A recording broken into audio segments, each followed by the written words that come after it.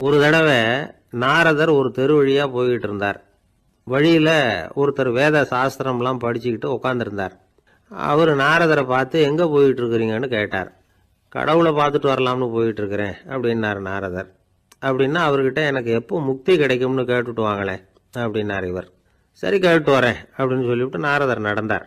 கொஞ்ச தூரத்தில் ஒரு மரத்தடியில் ஒரு தொழிலாளி செருப்பு தைச்சிக்கிட்டு உட்காந்துருந்தார். அந்த ஆளும் அதே மாதிரி கேட்டுக்கிட்டார். எனக்கு எப்போ முக்தி கிடைக்கும்னு கடவுள்கிட்ட கேட்டுக்கிட்டு வாங்களேன்னார். அவர்கிட்டையும் சரின்னு சொல்லிவிட்டு நாரதர் நேராக வைகுண்டத்துக்கு வந்து சேர்ந்தார். கடவுளை பார்த்தார். இவங்க ரெண்டு பேரும் சொல்லி அனுப்பின விஷயத்தை பற்றி கேட்டார். அதுக்கு கடவுள் சொன்னார், அந்த செருப்பு தைக்கிற தொழிலாளி உடல் நீத்ததும் உடனே என்னை வந்து அடைவான். ஆனால் அந்த சாஸ்திரம் படித்த ஆள் இப்போதைக்கு என்கிட்ட வந்து சேர மாட்டான். அவன் இன்னமும் பல பிறவிகள் எடுத்து அங்கேயே இருக்க வேண்டியிருக்குது. எப்போ இங்கே வந்து சேருவான்னு எனக்கே தெரியாது அப்படின்னார். நாரதருக்கு இதோட ரகசியம் என்னங்கிறது புரியல. எனக்கு ஒன்றும் புரியலையேன்னாரான் கடவுள்கிட்ட. சீக்கிரம் புரிஞ்சுக்குவேன், நீ திரும்பி போகிறப்போ நான் இங்கே வைகுண்டத்தில் என்ன செஞ்சுக்கிட்டு இருக்கேன்னு கேட்டால் ஒரு ஊசியின் துவாரத்தில் ஒரு யானையை கோத்துக்கிட்டு இருக்கிறேன்னு அவங்கக்கிட்ட சொல்லு அப்படின்னார் கடவுள் சிரிச்சுக்கிட்டே. நாரதர் பூமிக்கு திரும்பினார். கடவுளை பார்த்தீங்களா எப்படி இருக்கார் அப்படின்னு விசாரித்தார் வேத சாஸ்திரம் படித்தவர்.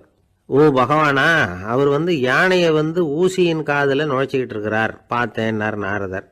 ஊசி காதில் யானையா? அது எப்படி முடியும்? நீங்கள் சொல்கிறத நான் நம்ப மாட்டேன்னு விட்டார் அவர். சரி, இந்த ஆளுக்கு இறைவன் பேரில் நம்பிக்கை இல்லை அப்படிங்கிறத நாரதர் புரிஞ்சுக்கிட்டார். அடுத்தபடியாக அந்த தொழிலாளி இருந்த இடத்துக்கு போனார். இறைவனை பார்த்தீங்களான்னு கேட்டார் அவர். பார்த்தேன், ஒரு ஊசி துவாரத்தில் யானையை கோத்துக்கிட்டு இருந்தார் அப்படின்னு சொல்லிவிட்டு நாரதர் அந்த ஆள் முகத்தை கவனித்தார். அந்த தொழிலாளி இதை கேட்டுட்டு கொஞ்சம் கூட ஆச்சரியப்படலை. அவரால் முடியாத காரியம் கூட உண்டானார்.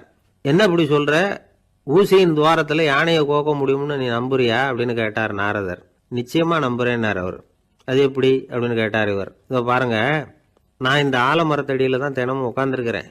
தினமும் இந்த மரத்திலிருந்து எவ்வளவோ பழம் கீழே விழுது. இந்த பழத்தில் இருக்கிற ஒவ்வொரு விதையிலேயும் உள்ள ஒரு ஆலமரம் இருக்குது. ஒரு சின்ன விதைக்குள்ள ஒரு பெரிய ஆலமரம் இருக்க முடியுங்கிறப்ப ஊசி துவாரத்தில் கடவுள் யானையை நுழைய வச்சாருங்கிறத ஒத்துக்கிறதுல என்ன கஷ்டம் இருக்கு அப்படின்னு ரொம்ப சர்வசாதாரணமாக பதில் சொன்னாராம் அந்த தொழிலாளி. நாரதர் யோசனை பண்ணார். இந்த தொழிலாளி வேத சாஸ்திரங்களையெல்லாம் படிக்கலைன்னா கூட அறிவுபூர்வமாக சிந்திச்சு இறைவனை நம்புகிறான். அதனால தான் கடவுள் இந்த ஆளுக்கு சீக்கிரம் முக்தி கிடைக்கும்னு சொன்னார் அப்படிங்கிறத புரிஞ்சுக்கிட்டாராம். இந்த கதையில் வர்ற கடவுள், நாரதர், வைகுண்டம் இதெல்லாம் ஒரு பக்கம் இருக்கட்டும், ஒரு சின்ன விதைக்குள்ள ஒரு பெரிய ஆலமரம் தூங்கிக்கிட்டு இருக்கு அப்படிங்கிற உண்மை, அந்தரத்தில் 1000 கிரகங்கள் சுற்றிக்கிட்டு இருக்குங்கிற உண்மை, இதெல்லாம் நாம் பார்த்துக்கிட்டு தானே இருக்கிறோம். இந்த உண்மைகள் அதிசயமாக நமக்கு தெரியறதுனால அதை நம்பாமல் இருந்துட முடியாது. இயற்கையை பரிபூர்ணமாக நம்புங்கள், அந்த நம்பிக்கையே நம்ம வாழ்க்கைக்கு ஆதாரம் அப்படிங்கிறத விளக்கறதுக்காக தான் இந்த கதை. இந்த காலத்தில் நம்ம பிள்ளைங்களுக்கெல்லாம் இது மாதிரி நம்பிக்கை அதிகமாகவே இருக்குது. ஒரு நாள் ஒரு சின்ன பையன்கிட்ட கேட்டேன், ஏன்பா கடவுள் ஒரு பானைக்குள்ள ஒரு யானையை நுழைய வச்சுட்டாருன்னு சொன்னா அதை நீ நம்புவியா அப்படின்னு கேட்டோம். நம்புவேன் சார், அது ஒன்றும் பெரிய அதிசயம் இல்லைன்னா. எப்படிறான்னு கேட்டோம். எப்படின்னா அந்த பானை அந்த யானையை விட பெருசா இருந்திருக்கும், அவ்வளவுதான் அப்படின்னு சொல்றான். பக்தின்னு சொல்றோம் இல்லையா, அது 3 வகைப்படும் அப்படிங்கிறார் ஒரு பெரியவர். அது என்ன 3 வகைன்னா, தெய்வ பக்தி, அடியார்கள் பக்தி, குரு பக்தி. அடியார் பக்தியை விட தெய்வ பக்தியை விட குரு பக்தி தான் ரொம்பவும் சிறந்ததுங்கிறார் அவர். தெய்வத்துக்கிட்ட செஞ்ச பாவம் குருநாதர்கிட்ட தீர்ந்துருமா, குருநாதர்கிட்ட செஞ்ச பாவம் தெய்வத்துக்கிட்ட போனாலும் தீராதான். இப்படி பெரியவங்களாம் சொல்லி வச்சிருக்கிறாங்க. ஒரு காடு, அங்கே அயோத தௌமியர் அப்படின்னு ஒரு தபோதனர், அவர் பல மாணவர்களை ஒன்றா சேர்த்து ஒரு குருகுலம் நடத்திக்கிட்டு இருக்கிறார். பல தரப்பட்டவங்க பல திறப்பட்டவங்க மாணவர்கள் அதில் சேர்ந்து படிச்சுக்கிட்டு இருக்கிறாங்க. பாஞ்சால ராஜகுமாரன் ஒருத்தனும் அந்த குருகுலத்தில் சேர்ந்து படிச்சுக்கிட்டு இருக்கிறான். அவன் பேர் ஆருணி. பெரிய இடத்து புள்ள, இருந்தாலும் படுப்பில் ரொம்ப கெட்டிக்காரனாக இருந்தான். அவன் தான் அங்கே முதல் மாணவன். ஒரு நாள் குருநாதர் அந்த அரசகுமாரனை கூப்பிட்டார். நம்ம குருகுலத்துக்கு சொந்தமான வயலில் தண்ணீர் பெருகி வெள்ளம் பயிரை அழிக்குதான், அதனால் நீ போய் மடையை அடைச்சிட்டு வந்துடும் அப்படின்னார். அந்த அரசகுமாரன் உடனே புறப்பட்டான். குருநாதர் சொல்லிட்டார்ல, உடனே புறப்பட்டான். நான் பெரிய இடத்து பிள்ளையாச்சே, ராஜகுமாரனாச்சே, ரொம்ப செல்வாக்கூட வளர்ந்தவனாச்சே, நான் போய் வயலில் இறங்கி வேலை செய்கிறதா அப்படின்னுலாம் அவன் நினைக்கல. குருநாதர் கட்டளையை நிறைவேற்ற வேண்டியது நம்ம கடமை அப்படின்னு நினைச்சான். உடனே ஒரு மண்வெட்டியை தூக்கி தோளில் வச்சுக்கிட்டு புறப்பட்டு போயிட்டான். வயலுக்கு போனான். பார்த்தான், தண்ணி கரையை உடச்சிக்கிட்டு வயலுக்குள்ளே ஏகமாக பாஞ்சிக்கிட்டு இருக்குது. இவன் மண்வெட்டியால் களிமண்ணை புல்லோடு சேர்த்து புல் பத்த மாதிரி வெட்டி வெட்டி போட்டான். இருந்தாலும் மடையை அடைக்க முடியல. தண்ணி அதை மீறி வந்துக்கிட்டே இருக்குது. தண்ணி வேகமாக வயலுக்குள்ளே போய்கிட்டே இருக்குது. போடுற பத்தையெல்லாம் கரைஞ்சி கரைஞ்சி போயிட்டுருக்கு. இருந்தாலும் இவன் தன்னுடைய முயற்சியை கைவிடலை. வெட்டி வெட்டி போட்டுக்கிட்டே இருக்கிறான். காலையில் அங்கே போனவன் சாயந்தரம் வரைக்கும் இப்படி செஞ்சுக்கிட்டு இருக்கிறான். உடம்பும் மனசும் ரொம்பவும் சோர்ந்து போச்சு. இருந்தாலும் குருநாதர் இட்ட கட்டளையை நிறைவேற்றாமல் இருக்கிறோமேங்கிற ஒரு குறை அவனுக்கு இருக்குது. குரு கட்டளையை நிறைவேற்றாத நான் இன்னமும் இருக்கணுமா அப்படின்னு யோசனை பண்ண ஆரம்பிச்சிட்டான். என்ன செய்யலாம்னு பார்த்தான். நம்ம குருநாதர் இட்ட பணிக்காக இந்த உடம்பையே தியாகம் பண்ணலாம் அப்படின்னு முடிவு பண்ணான். தண்ணி பாயுதில் அதுக்கு குறுக்க விழுந்து அப்படியே மடையை அடைச்சிக்கிட்டு அப்படியே படுத்துட்டான். இது மற்றவங்களுக்கு தெரியாது. அன்னைக்கு ராத்திரி ஒரு விளக்கு முன்னாடி உட்காந்து குருநாதர் பிள்ளைங்களுக்கு பாடம் சொல்லி கொடுத்துக்கிட்டு இருக்கிறார். வரிசையில் இருக்கக்கூடிய ராஜகுமாரனை காணலை. நம்ம ஆருணி எங்கே போனா அப்படின்னு சொல்லி மற்ற மாணவர்களை விசாரித்தார். இப்போ அவங்க சொன்னாங்க, சுவாமி அவன் காலையில் வயலுக்கு மடையை அடைக்கிறதுக்காக போனான், நீங்கள் தான் போக சொன்னீங்க, இன்னும் திரும்பி வரல அப்படின்னு அவர் பையன். குருநாதர் உடனே ஒரு தீவெட்டி எடுத்துக்கிட்டு மாணவர்களை அழைச்சிக்கிட்டு வயலுக்கு போனார். அங்கே போய் பார்த்தா ஆளை காணும். ஆருணி ஆருணின்னு சொல்லி சத்தம் போட்டு கூப்பிட்டு பார்க்குறார். நான் இங்கே இருக்கேன் குருநாதா அப்படின்னு காலுக்கு அடியிலேருந்து ஒரு சத்தம் வருது. குனிஞ்சு பார்த்தா அவன் மடையில் படுத்துருக்கிறான். என்னப்பா இதுன்னார். காலையிலேருந்து இந்த மடையை அடைச்சி பார்த்தேன் சுவாமி, முடியல, அதனால் இப்படி குறுக்க படுத்துட்டேன். என்னை தாண்டறதுக்கு பயந்து போய் தண்ணியை தேங்கி நின்றுட்டுது அப்படின்னா. அவனுடைய குரு பக்தியையும் அவனை தாண்டறதுக்கு அஞ்சு நிற்கிற தண்ணி தேக்கத்தையும் பார்த்துட்டு எல்லாரும் ரொம்ப ஆச்சரியப்பட்டு போயிட்டாங்களாம். ஆருணி எழுந்திரிச்சு வா அப்படின்னு கூப்பிட்டாரான் குருநாதர். அவன் தண்ணீரை பொழந்துக்கிட்டு எழுந்திரிச்சு வந்தானான். அதனால் அவனுக்கு உத்தாலகன் அப்படின்னு ஒரு பேர். உத்தாலகன்னா தண்ணீரை பிளந்தவன் அர்த்தம். அந்த உத்தாலகன் மாதிரி இந்த காலத்து மாணவர்களுக்கும் குரு பக்தி வேணும் அப்படின்னு சொன்னோம் ஒரு பள்ளிக்கூடத்தில். உடனே நிறைய மாணவர்கள் எழுந்திரிச்சு நின்னாங்க. சார், நீங்கள் எங்களை இன்னமும் சரியாக புரிஞ்சுக்கலன்னு நினைக்கிறோம். அன்னைக்காவது ஒருத்தன் அப்படி இருந்தான், இன்னைக்கு ஏகப்பட்ட உத்தாலகர்கள் இருக்கிறோம். எங்கள் வாத்தியார் கட்டளையிட்டா இப்போவே அது மாதிரி வயலுக்கு போய் மடையில் குறுக்கப்படுத்துக்கிறதுக்கு இந்த வகுப்பில் உள்ள அத்தனை பேரும் தயாராக இருக்கிறோம் அப்படின்னாங்க. அப்படியா அப்படின்னு சொல்லி கேட்டோம் ரொம்ப சந்தோஷமாக. ஒருத்தன் ரொம்ப அடக்கமாக எழுந்திரிச்சான். அப்புறம் சொன்னான், ஆமாம் சார், வகுப்பில் இவர் நடத்துகிற பாடத்தை கேட்டுக்கிட்டு இருக்கிறத விட பேசாமல் போய் மடையில் படுத்துடுறது ஒன்றும் கஷ்டமான காரியமாக இருக்காது, அதனால தான் எல்லாரும் அங்கே போகிறேன்னு சொல்கிறோம் அப்படிங்கிறான். இந்த உலகத்தில் நாம் நல்லபடியாக இருக்கணும்னா அதுக்கு முக்கியமாக தேவைப்படுறது ரெண்டு. ஒன்று செல்வம், இன்னொன்று அறிவு. சரி, இது ரெண்டில் சிறந்தது எது அப்படின்னு ஒரு கேள்வி கேட்டால் என்ன பதில் சொல்கிறது? இதே கேள்வியை ஹஸ்ரத் அலி அவர்கள்கிட்ட கேட்டாங்களாம். அவர் ஒரு பெரிய அறிஞர். கேள்வி கேட்டவங்களும் சாதாரண ஆட்கள் இல்லை, இவங்களும் அறிஞர்கள். ஒரு நாள் ஹஸ்ரத் அலி அவர்கள்கிட்ட 10 அறிஞர்கள் வந்தாங்களாம். ஐயா, நாங்கள் 10 பேரும் உங்ககிட்ட ஒரே கேள்வியை தான் கேட்க வந்திருக்கிறோம், ஆனால் எங்கள் 10 பேருக்கும் நீங்கள் தனித்தனியாக பதில் சொல்ல முடியுமா அப்படின்னு கேட்டிருக்காங்க. அதாவது அவங்க ஒரே கேள்விக்கு இவர்கிட்ட இருந்து 10 விதமான பதில் எதிர்பார்க்குறாங்க. சரி கேளுங்க, என்ன கேள்வி அப்படின்னார் அவர். அப்போ தான் அவங்க கேட்டாங்களாம், செல்வம் அறிவு இது ரெண்டில் சிறந்தது எது? இதுதான் கேள்வி. ஹஸ்ரத் அலி என்ன பண்ணார் தெரியுமா? அவங்கள ஒவ்வொருத்தராக கூப்பிட்டார். ஒவ்வொரு விதமான பதிலை சொல்லி அனுப்புனார். முதல்ல ஒருத்தரை கூப்பிட்டார், சொன்னார், அறிவுங்கிறது தீர்க்கதரிசிகள், ஞானிகள், மகான்கள் இவங்களோட பரம்பரை சொத்து. ஆனால் செல்வம்ங்கிறது கொடுங்கோலரின் ஆயுதம், அதனால் அறிவு தான் சிறந்தது அப்படின்னார். ரெண்டாவது ஆளை கூப்பிட்டார். உங்ககிட்ட செல்வம் இருந்தால் நீங்கள் தான் அதை காப்பாற்றணும், ஆனால் அறிவு உங்களை எப்பவும் காப்பாற்றும், ஆகவே அறிவு தான் சிறந்தது அப்படின்னார். மூணாவது ஆளை கூப்பிட்டார். செல்வந்தனுக்கு எப்போதும் விரோதிகள் அதிகம், ஆனால் அறிஞனுக்கு நண்பர்கள் அதிகம், அதனால் அறிவு தான் சிறந்ததுன்னார். அடுத்தவரை கூப்பிட்டார். செல்வம் அடுத்தவங்களுக்கு கொடுக்க கொடுக்க குறையும், ஆனால் கல்விங்கிறது அதிகரிச்சுக்கிட்டே வரும், கொடுக்கறதுனால குறையாது, அதனால் அறிவு தான் சிறந்ததுன்னார். இன்னொருத்தரை கூப்பிட்டார். அறிவுள்ளவன் எப்பவும் அதை அடுத்தவங்களுக்கு வாரி வழங்கிக்கிட்டே இருப்பான், அதனால் அவங்ககிட்ட தாராளத்தன்மை இருக்கும், ஆனால் செல்வந்தன்கிட்ட கஞ்சத்தனம் தான் இருக்கும், அதனால் அறிவு தான் சிறந்ததுன்னார். ஆறாவது நபரை கூப்பிட்டார். செல்வத்தை கள்வர்கள் திருடிட்டு போக முடியும், ஆனால் அறிவை அப்படி திருடிக்கிட்டு போக முடியாது அப்படின்னார். 7வது நபரை கூப்பிட்டார். செல்வம் கால ஓட்டத்தில் அழிஞ்சிரும், ஆனால் அறிவை கால ஓட்டம் ஒன்றும் பண்ண முடியாது, ஆகவே அறிவே சிறந்ததுன்னார். 8வது ஆளை கூப்பிட்டு சொன்னார், செல்வத்துக்கு எப்பவும் எல்லை உண்டு, நிறை உண்டு, அளவு உண்டு, கணக்கு உண்டு, ஆனால் அறிவுக்கு அப்படிப்பட்ட எல்லை எதுவும் கிடையாது, அதனால் அதுதான் சிறந்ததுன்னார். அடுத்தவனை கூப்பிட்டார். செல்வம் உள்ளத்தில் உள்ள ஒளியை போக்கிவிடும், இருட்டை உண்டாக்கிவிடும், விரிந்த மனப்பான்மையை குறுகலாக்கிவிடும். ஆனால் அறிவு அப்படி இல்லை, இருண்ட உள்ளத்தில் ஒளியை பாய்ச்சி அதை விசாலப்படுத்துது, அதுதான் சிறந்ததுன்னார். கடைசியாக 10வது நபரை கூப்பிட்டார். செல்வம் மனசில் செருக்கை உண்டாக்குது, ஆணவத்தை ஏற்படுத்துது, அதனால் நானே கடவுள்னு நினைக்கிற அளவுக்கு மனுஷனை தாழ்த்தி விடுது. ஆனால் அறிவு பணிவையும் பண்பாட்டையும் வளர்க்குது, அதனால் அறிவு தான் சிறந்ததுன்னார். ஆக இப்படி 10 பேருக்கும் 10 விதமாக பதில் சொன்னது மூலமாக ஹஸ்ரத் அலி அவர்கள் அறிவு தான் செல்வத்தை விட சிறந்தது அப்படிங்கிறதுக்கு 10 காரணங்களை சுட்டி காட்டியிருக்கார். அந்த அறிஞர் 10 பேர் கேட்ட ஒரே கேள்விக்கு 10 பதில் சொன்னார். நமக்கு வேண்டிய ஒருத்தர் 10 பேர் கேட்ட கேள்விக்கு ஒரே பதில் சொல்லி சமாளித்தார். கேள்வி என்ன தெரியுமா? என்கிட்ட வாங்கின கடனை எப்போயா திருப்பி கொடுக்க போற? இதுதான் அந்த 10 பேரும் கேட்ட ஒரே கேள்வி. இந்த மாதம் 26ஆம் தேதி தந்துடுறேன் அப்படிங்கிற ஒரே பதில் சொல்லி அவ்வளவு பேரையும் இவர் அனுப்பி வச்சுட்டாராம்.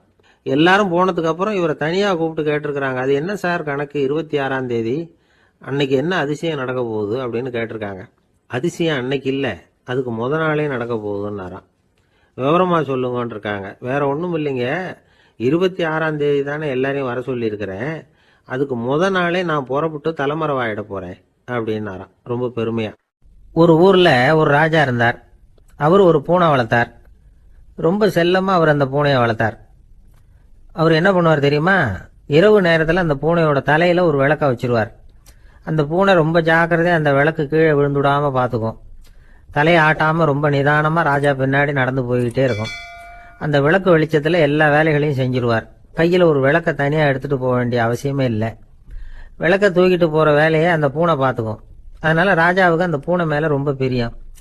மந்திரிகளையெல்லாம் கூப்பிட்டு அவங்ககிட்ட சொல்லுவார், பார்த்தீங்களா இந்த பூனை எவ்வளவு விசுவாசமாக நடக்குது, என் பேரில் எவ்வளவு மரியாதை பார்த்தீங்களா அதுக்கு அப்படிம்பார். இதை கேட்டுவிட்டு அங்கிருந்த அமைச்சர்களில் ஒருத்தர் சொன்னார், மன்னா நீங்கள் சொல்கிறது சரிதான், இருந்தாலும் இந்த பூனையோட விசுவாசத்தை நாம் கொஞ்சம் சோதித்து பார்க்க வேண்டியிருக்கு அப்படின்னாராம். சரி, உங்கள் ஆசையை ஏன் கெடுக்கணும், நல்லா சோதிச்சு பாருங்க அப்படின்னு சொல்லிவிட்டார் ராஜா. உடனே அந்த அமைச்சர் என்ன பண்ணார் தெரியுமா? எங்கேயோ புறப்பட்டு போனார். ஒரு 5-6 எலிகளை பிடிச்சிட்டு வந்தார். அரண்மனையில் ராஜா ஏதோ வேலை பார்த்துக்கிட்டு இருக்கிறாரு.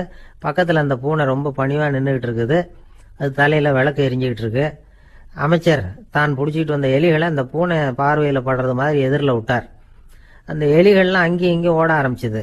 அதை பார்த்தது பூனை, அவ்வளவுதான். தலையில் இருக்கிற விளக்கை பற்றியும் கவலைப்படலை, ராஜாவை பற்றியும் கவலைப்படலை. ஒரே பாய்ச்சலாக பாஞ்சு எலிகளை துரத்த ஆரம்பிச்சுட்டுது. தலையில் இருந்த விளக்கு எங்கேயோ போய் விழுந்தது, அணைஞ்சு போச்சு. இருட்டில் ராஜா தடுமாற ஆரம்பிச்சுட்டார். இந்த சமயத்தில் அந்த அமைச்சர் மறுபடியும் விளக்கை ஏற்றினார், வெளிச்சம் வந்தது. அதுக்கப்புறம் அந்த அமைச்சர் பேசினார், அரசே பூனையோட விசுவாசத்தை பார்த்தீங்களா? எலி அது கண்ணில் படுற வரைக்கும் தான் விசுவாசமாக இருந்தது. அது மாதிரி எலியை பார்த்ததும் எல்லாத்தையும் விட்டுட்டு அதை துரத்த ஆரம்பிச்சுட்டு பார்த்தீங்களா? தான் அந்த பூனையை பற்றி நினைச்சது தப்புங்கிறது அதுக்கப்புறம் தான் அந்த ராஜாவுக்கு புரிஞ்சுதான். சரி, இப்போ எதுக்கு இந்த கதையெல்லாம் அப்படிங்கிறீங்களா? இந்த பூனை மாதிரி தான் நம்ம மனசும். மனசை எவ்வளவுதான் பயிற்சி கொடுத்து பக்குவமாக வச்சிருந்தாலும் பார்க்கறதுக்கு பரமசாது மாதிரி தான் இருக்கும். பார்க்க வேண்டியதை பார்த்துட்டுதுன்னா பாஞ்சிரும். இந்த பூனை மாதிரி புலன் இன்ப பொருள்கள் கிட்டாத வரைக்கும் மனம் அடங்கி இருக்கிறது மாதிரி தான் தெரியும். கொஞ்சம் வாய்ப்பு கிடைச்சாலும் அது குதிக்க ஆரம்பிச்சிடும், தப்பு பண்ண ஆரம்பிச்சிடும். பெரிய பெரிய முனிவர்கள் வாழ்க்கையில் நடந்த வீழ்ச்சி இதை தான் நிரூபிக்குது. புலன்களின் ஆற்றல் அதிகம், அதனால மனக்கட்டுப்பாடு பயிற்சிகளில் ரொம்ப எச்சரிக்கையா இருக்கணுங்கிறார் சுவாமி சிவானந்தர். மது பழக்கத்தையே விட்டுவிட்டேன்னு உறுதியா இருப்பான். கடை கண்ணில் பட்டுவிட்டதுன்னா கால் அவனை கேட்காமலே இழுத்துக்கிட்டு உள்ள போயிடும். இதுதான் மனசுங்கிறது. அதுதான் அந்த ராஜா வளர்த்த பூனை. நம்மால் ஒருத்தன் அந்த ராஜா பூனை தலையில விளக்க வச்சது மாதிரி இவன் தன்னுடைய தலையிலேயே ஒரு விளக்கை ஏற்றி வச்சுக்கிட்டு என்னத்தையும் தேட ஆரம்பிச்சான். தேடிட்டு இருக்கிறான். தலையை ஆட்டாம நிதானமா நடந்து ரொம்ப நேரமா தேடிட்டு இருக்கிறான். அந்த சமயம் அங்க வந்த ஒருத்தர் என்னத்தை தேடுறீங்கன்னு கேட்டார். அதுதான் மறந்து போச்சு அப்படின்னு இழுத்தான். சரி, கொஞ்சம் இப்படி உட்காருங்க, ஞாபகம் வந்ததும் தேட ஆரம்பிக்கலாம் அப்படின்னாரு அவரு. இவன் கொஞ்ச நேரம் உட்காந்து யோசிச்சான். அப்புறம் திடீர்னு எழுந்திரிச்சான். ஞாபகம் வந்துட்டுதுன்னா. என்னன்னு கேட்டார். எங்கள் வீட்டில் இருந்த விளக்க எங்கே வச்சேன்னு தெரியல, அதை தான் தேடிக்கிட்டு இருக்கிறேன், ஏற்றி வைக்கலாம்னு பார்க்குறேன் அப்படின்னா. ஒரு ராஜா இருந்தார். நாடு பூராவும் நிறைய மரங்களை நட்டு வளர்க்கணுங்கிறது அவரோட ஆசை. தானே அதுக்கு முன்மாதிரியாக இருக்கணும்னு நினைச்சார். அரண்மனையை சுற்றி மரங்களை நட்டு வளர்த்தார். இதை பார்த்துட்டு ஜனங்களும் அவங்கவுங்க வீட்டை சுற்றி மரக்கன்றுகளை நட்டு வளர்த்தாங்க. கொஞ்ச காலத்தில் ஊர் பூரா பசுமையாக மாறிச்சு. எல்லாருக்கும் சந்தோஷமாக இருந்தது. இது ஒரு பக்கம் இருக்கட்டும். இப்போ நான் சொல்ல போகிற கதை வேற. அதாவது அந்த ராஜா ஒரு நாள் தன்னுடைய அரண்மனையை சுற்றி இருக்கிற விதவிதமான மரங்களை எல்லாம் போய் பார்த்தார். எப்படி இருக்கிறீங்க அப்படின்னு ஒவ்வொரு மரத்துக்கிட்டையும் விசாரிச்சாராம். எந்த மரமும் சந்தோஷமாக இருக்கிறதா தெரியல. அதுக்கும் மனசில் ஒரு குறை. முதல்ல ஆலமரத்துக்கிட்ட போனார். அது சொல்லிச்சு, மண்ணா, நான் நல்லா பெருசாக வளர்ந்துருக்கிறேன், அடர்த்தியாக இருக்கிறேன், கிளையெல்லாம் 4 பக்கமும் நல்லா படர்ந்து தான் இருக்குது, இருந்தாலும் எந்த பிரயோஜனமும் இருக்கிறதா தெரியல எனக்கு. என்னுடைய பழம்லாம் ரொம்ப சின்னதாக இருக்குது, என் கண்ணுக்கு சரியாக புறப்பட மாட்டேங்குது. நான் இருக்கிற சைஸுக்கு என்னுடைய கிளையில் இருக்கிற பழம்லாம் எவ்வளவு பெருசாக இருக்கணும், அது இத்தினூண்டு இருக்கிறது எனக்கு பெரிய அவமானமாக இருக்குது. இப்படி இங்கே நின்றுக்கிட்டு இருக்கிறதே ரொம்ப கூச்சமாக இருக்குது. ஒரு நல்ல புயல் வந்ததுன்னா பேசாமல் சாஞ்சு விடலாமான்னு பார்க்குறேன் அப்படின்னு புலம்புது ஆலமரம். சரி இருக்கட்டும்னு நினச்சிக்கிட்டு ராஜா அடுத்தபடியாக ஒரு அத்தி மரத்துக்கிட்ட போனார். அதுவும் புலம்ப ஆரம்பிச்சிட்டுது. நான் கூட பெரிய மரம் தான், இல்லை இலையெல்லாம் அழகாக தான் இருக்குது, பழம் அழகாக இருக்குது, இருந்தாலும் உள்ள விஷயம் இல்லையே, அத்தி பழத்தை புட்டு பார்த்தா அத்தனையும் சொத்த அப்படின்னு பழமொழியே உண்டாயிட்டுதே. இப்படி ஒரு கெட்ட பேரோட நான் இருக்கணுமா அப்படின்னு புலம்புது அது. சரி இது இருக்கட்டும் அப்படின்னு சொல்லி அடுத்தபடியாக வேப்ப மரத்துக்கிட்ட போனார். அது தன்னுடைய வேதனையை வெளியிட்டது. எனக்கு எவ்வளவோ மருத்துவ குணங்கள்லாம் இருக்கிறதா சொல்லிக்கிறாங்க, இருந்தாலும் என்ன பிரயோஜனம், என்னுடைய பழத்தை மனிதர்கள் யாரும் விரும்பி சாப்பிட்றது இல்லையே அப்படின்னுது. ராஜா அடுத்தாப்புல இருந்து ஒரு பனை மரத்துக்கிட்ட போனார். நான் நல்லா உயரமாக தான் வளர்ந்துருக்கிறேன், மற்ற மரங்கள்லாம் என்னை அண்ணாந்து தான் பார்க்கணும், இருந்தாலும் என்கிட்ட நிழலுக்காக யாரும் ஒதுங்கிறது இல்லையே அப்படின்னுது. என்ன இது எல்லா மரமும் இப்படி திருப்தி இல்லாமல் இருந்துகிட்டு இருக்குதே அப்படின்னு நினச்சிக்கிட்டே ராஜா அடுத்தபடியாக அங்கே இருந்த ஒரு பைன் மரத்துக்கிட்ட போனார். அழகாக உயரமாக பசுமையாக தான் இருந்தது, ஆனால் பழமோ பூவோ கிடையாது. அதை நினச்சி அது வருத்தப்பட்டுக்கிட்டு இருக்குது. ஓக் மரம் அது ஒன்று நின்றுட்டு இருந்தது. அது என்ன சொல்லிச்சுன்னா, இலையுதிர் காலத்தில் என் மேலே இருக்கிற எல்லா இலைகளும் உதிர்ந்து போடுது, முடி கொட்டின மனிதர்கள் மாதிரி மொட்டையாக நான் நிற்க வேண்டி இருக்குது, என்ன வாழ்க்கை இது அப்படின்னு சொல்லி அழுத்துக்கிட்டது. சரி புளிய மரம் என்ன சொல்லுது பார்ப்போம்னு அதுகிட்ட போனால், என்னுடைய நிழலில் யாருமே தங்க மாட்டாங்க, உடம்புக்கு சூடுன்னு ஒதுங்கி போயிடுவாங்க, அடிமரத்தை பார்த்தீங்கன்னா பட்டையெல்லாம் உறிஞ்சி பார்க்கறதுக்கே கேவலமாக இருப்பேன் அப்படின்னுது அது. முருங்கை மரம் என்ன சொல்லிச்சு தெரியுமா, என்னுடைய இலை காயெல்லாம் சாப்பிட்றவங்களுக்கு சத்து கொடுக்கறது வாசவம் தான், ஆனால் என் உடம்புல சத்தே கிடையாது, கொஞ்சம் வேகமாக காற்று அடிச்சதுன்னா முறிஞ்சி விழுந்துடுறேன், என்ன வாழ்க்கை இது அப்படின்னு சொல்லி அது வருத்தப்பட்டது. ராஜா யோசனை பண்ணார், என்ன இது மரங்கள் பூமியின் வரங்கள்னு சொல்கிறோம், மழை பெய்யறதுக்கு அதுதான் காரணம், பூமி செழிப்பாக இருக்கிறதுக்கும் அதுதான் காரணம், வீடு கட்டுறதுக்கு மரம், நாற்காலி செய்ய உபயோகப்படுத்துறதுக்கும் அதுதான் உபயோகப்படுது, மனுஷனுக்கு வேண்டிய ஆகாரங்களையும் கொடுக்குது, இப்படிலாம் இருந்தும் எல்லா மரமும் நிம்மதி இல்லாமல் இருந்துகிட்டு இருக்குதே அப்படின்னு நினைச்சார். அப்போ அங்கே இருந்த ஒரு மகிழ மரம் அவர் கண்ணில் பட்டுது. அந்த மரம் மட்டும் கொஞ்சம் நிம்மதியாக மகிழ்ச்சியாக இருக்கிறது மாதிரி தெரிஞ்சுது. உடனே ராஜா அதுகிட்ட போனார். உனக்கு மனசில் எதுவும் குறை இல்லையான்னு கேட்டார். இல்லை, நான் சந்தோஷமாக தான் இருக்கேன்னு அந்த மகிழ மரம். அப்படியான்னு ஆச்சரியமாக கேட்டார் ராஜா. ஆமாம் மன்னா, இந்த இடத்துல நீங்கள் ஒரு முருங்கை மரத்தையோ வேப்ப மரத்தையோ கூட நட்டிருக்கலாம், ஆனால் இந்த இடத்துல நடுறதுக்கு என்ன தேர்ந்தெடுத்திருக்கிறீங்க, அதுவே எனக்கு பெருமை, அதுவே எனக்கு திருப்தி அப்படின்னு தான் மகிழ மரம். மகிழ மரம் சாதாரணமாக தான் இருக்கும், இளம் மஞ்சள் நிறத்தில் பூக்கள், அது காய்ந்தும் மனம் வீசும். மகிழ மரம் மாதிரி மன திருப்தியோடு வாழறதுக்கு நாம் கற்றுக்கணுமா.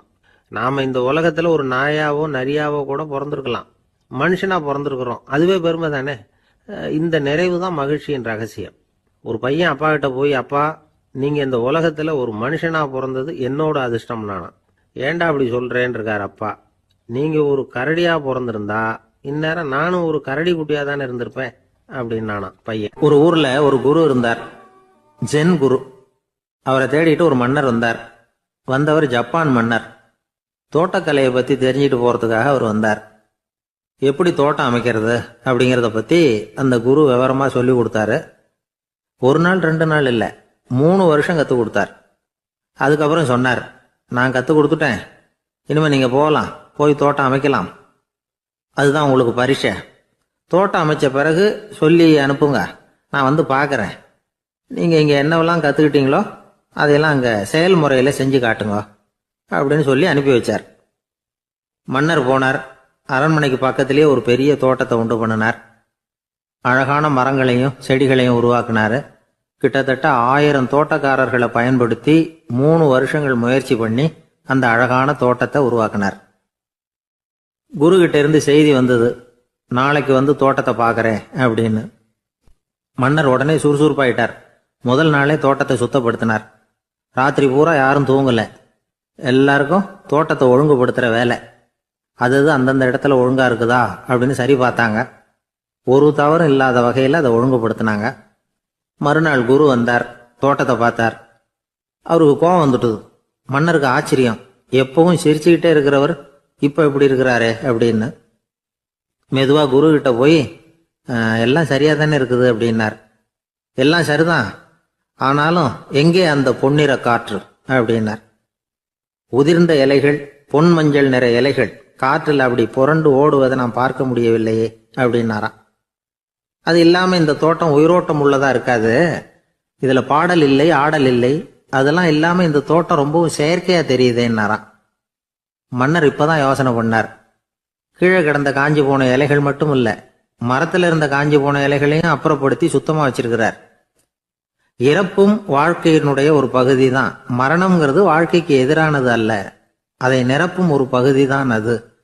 மரணம் இல்லையில் வாழ்க்கையே இல்லை அப்படிங்கிறது பெரியவங்க கருத்து. இப்ப அந்த தோட்டம் அழகா தான் இருக்குது, இருந்தாலும் அது ஒரு ஓவியம் மாதிரி உயிர் இல்லாமல் இருக்கு.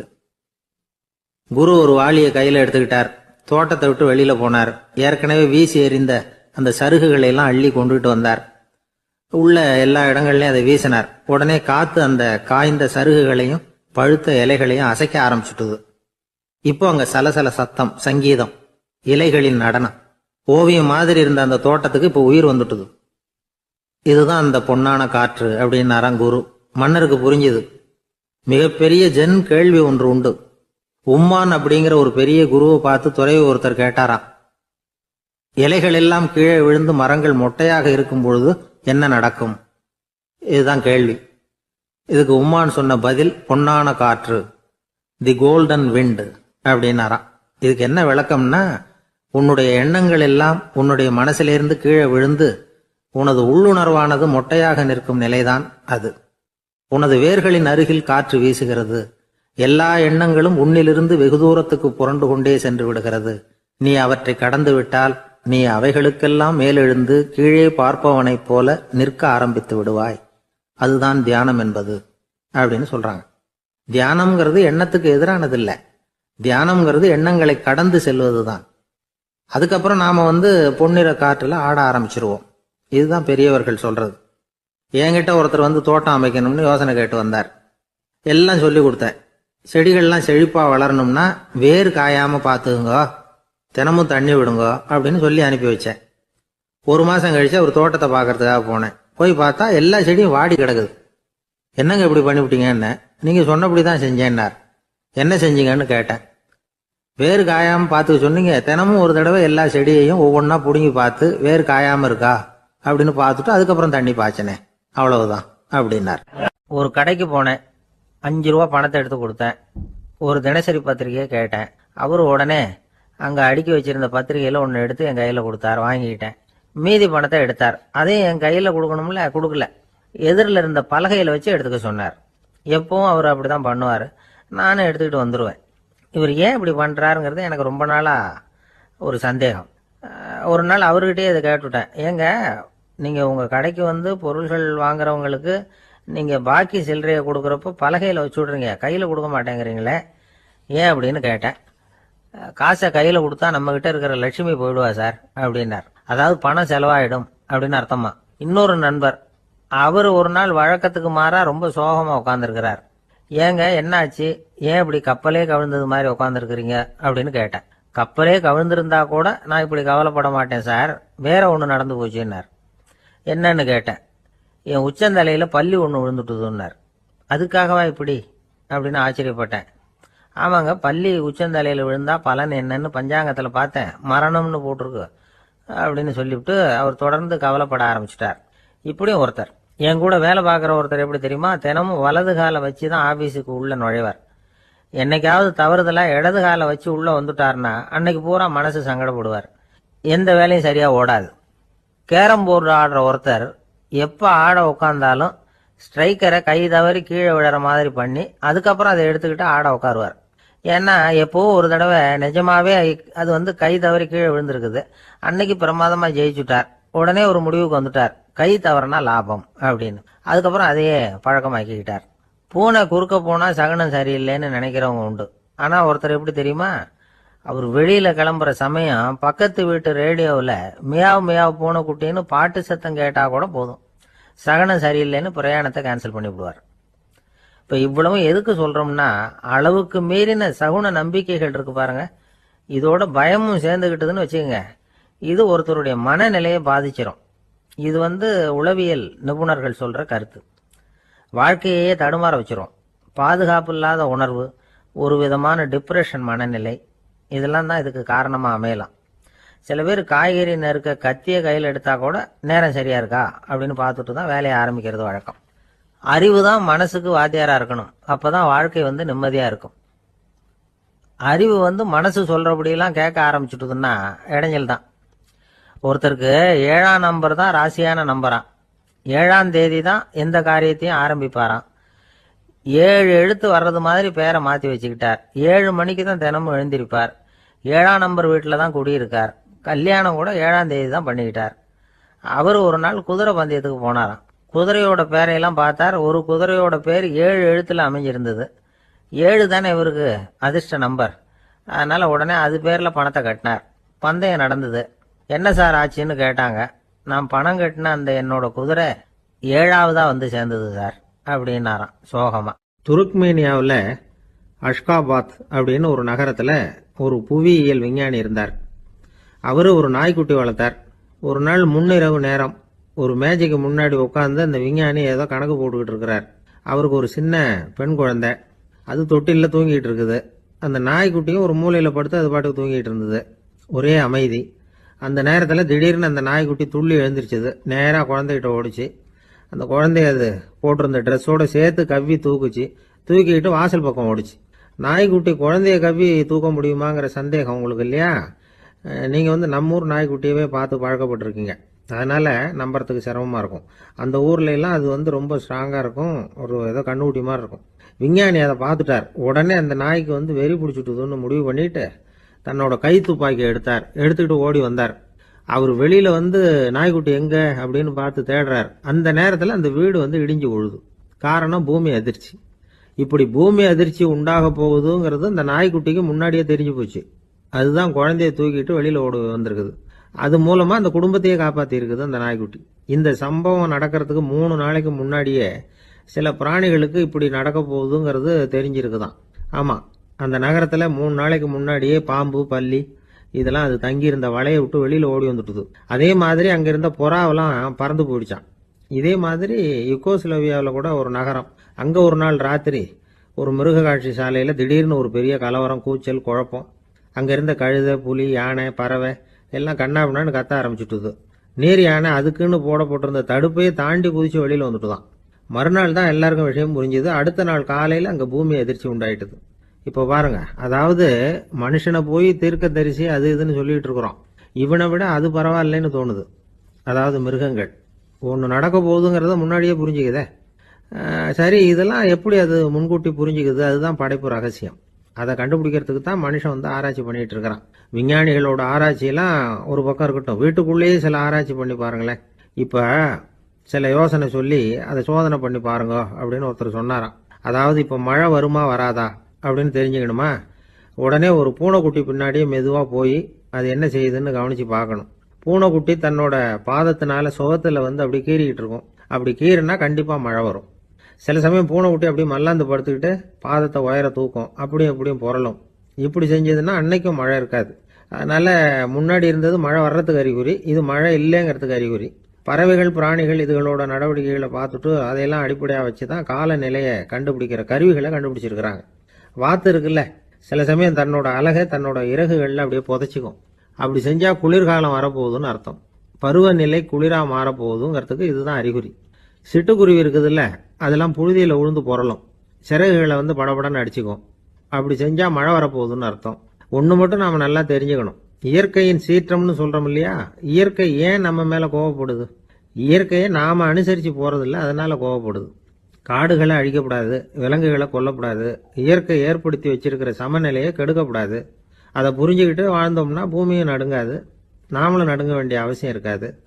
ஒருத்தர் இருந்தார், சாராய கடைக்கு போனாராம், நிறைய சாப்பிட்டார். அப்புறம் சொன்னார், இது ரொம்ப அற்புதமான சரக்கு போல இருக்கு, உள்ளே போன உடனே இந்த பூமியே நடுங்கிறது மாதிரி இருக்கு எனக்கு அப்படின்னாராம். இதுக்கு கடைக்காரர் சொல்லியிருக்கார், நீங்கள் சாப்பிட்டது வெறும் பச்சை தண்ணி தாங்க, இப்போ ஏற்பட்டிருக்கிறது நிஜம் பூமி அதிர்ச்சி அப்படின்னாராம். ஒரு விவசாயி விதைக்கிறதுக்காக வயல்வெளி பக்கம் போறார். விதைகளை அள்ளி வீசினார். அப்போ என்ன ஆச்சுன்னா, சில விதைகள் பாதை ஓரத்தில் விழுந்தது, சில விதைகள் முள் செடிகள் மண்டி இருந்த புதருக்கு இடையில விழுந்தது, சில விதைகள் நல்ல நிலத்தில் விழுந்தது. பாதை ஓரத்தில் விழுந்த விதை என்ன ஆச்சுன்னா, அதெல்லாம் பறவைகள் கண்ணில் போட்டுவிட்டுது. உடனே உட்காந்து கொத்தி தின்னுட்டு போட்டுது. அதிகமாக மண் இல்லாத பாறை பகுதியில் விழுந்த விதையெல்லாம் லேசாக வேர் விட்டு முளைக்க ஆரம்பிச்சுது. அதுக்கப்புறம் வேர் கீழேயும் ஆழமாக போக முடியல, மேலேயும் சூரிய வெப்பம் அதிகம் தாங்க முடியல, எல்லாம் காஞ்சி கருகி போட்டுது. புதர் பகுதியில் சில விதைகள் விழுந்தது இல்லையா, முள் செடிகள் காடாக மண்டி போயிருந்தது. அதனால் முளைச்சி வர்ற செடிக்கு நெருக்கடி அதிகமாக போட்டுது, சரியாக வளர முடியல, விளைச்சலும் சரியா இல்லை. நல்ல நிலத்தில் விழுந்த விதைகள் மட்டும் நல்லா முளைச்சிது, நல்லா வளர்ந்தது, விளைச்சலும் பிரமாதமாக இருந்தது. இந்த கதையை சொல்லிவிட்டு கேட்க செவியுள்ளோர் கேட்கட்டும் அப்படிங்கிறார் இயேசு பெருமான். ஆமாம், இயேசு கடலில் நின்ற படகு ஒன்றில் உட்காந்துருக்கிறார். கடற்கரையில் ஏராளமான மக்கள் உட்காந்துருக்கிறாங்க. அந்த சமயத்தில் தான் இயேசு ஓமைகள் மூலமாக மக்களுக்கு பல உண்மைகளை சொல்லிகிட்டு இருக்கிறார். மக்கள் அந்த கதையை கேட்டுட்டு ஒன்றும் புரியாமல் முழிக்கிறாங்க. அதை கவனித்த இயேசு அந்த ஓமையை விளக்க ஆரம்பித்தார். இதில் அந்த விதைக்கிறவர் தான் இறைவன். அவருடைய வார்த்தைகளை விதைக்கிறார். அந்த வார்த்தைகளை கேட்கிற மக்கள் அந்த விழுந்த விதைகள் மாதிரி 4 வகையானவர்கள். சில பேர் பாதை ஓரத்தில் விழுந்த விதைகள் மாதிரி. இறைவன் வார்த்தைகளை அவங்க கேட்குறாங்க, ஆனால் தீய எண்ணங்கள் செய்கைகள் மூலமாக விதைக்கப்பட்ட வார்த்தைகள் அழிஞ்சு போடுது. இறைவன் வார்த்தைகளை கேட்ட உடனே மகிழ்ந்து போய் உடனே சில பேர் அதை ஏற்றுக்கிறாங்க. இவங்கெல்லாம் அந்த பாறை பகுதியில் விழுந்த விதைகள் மாதிரி. அதனால் இவங்கெல்லாம் வேறு இல்லாதவங்க, கொஞ்ச காலத்துக்கு இறை வார்த்தைகளுக்கு கீழ்ப்படிந்து நடப்பாங்க.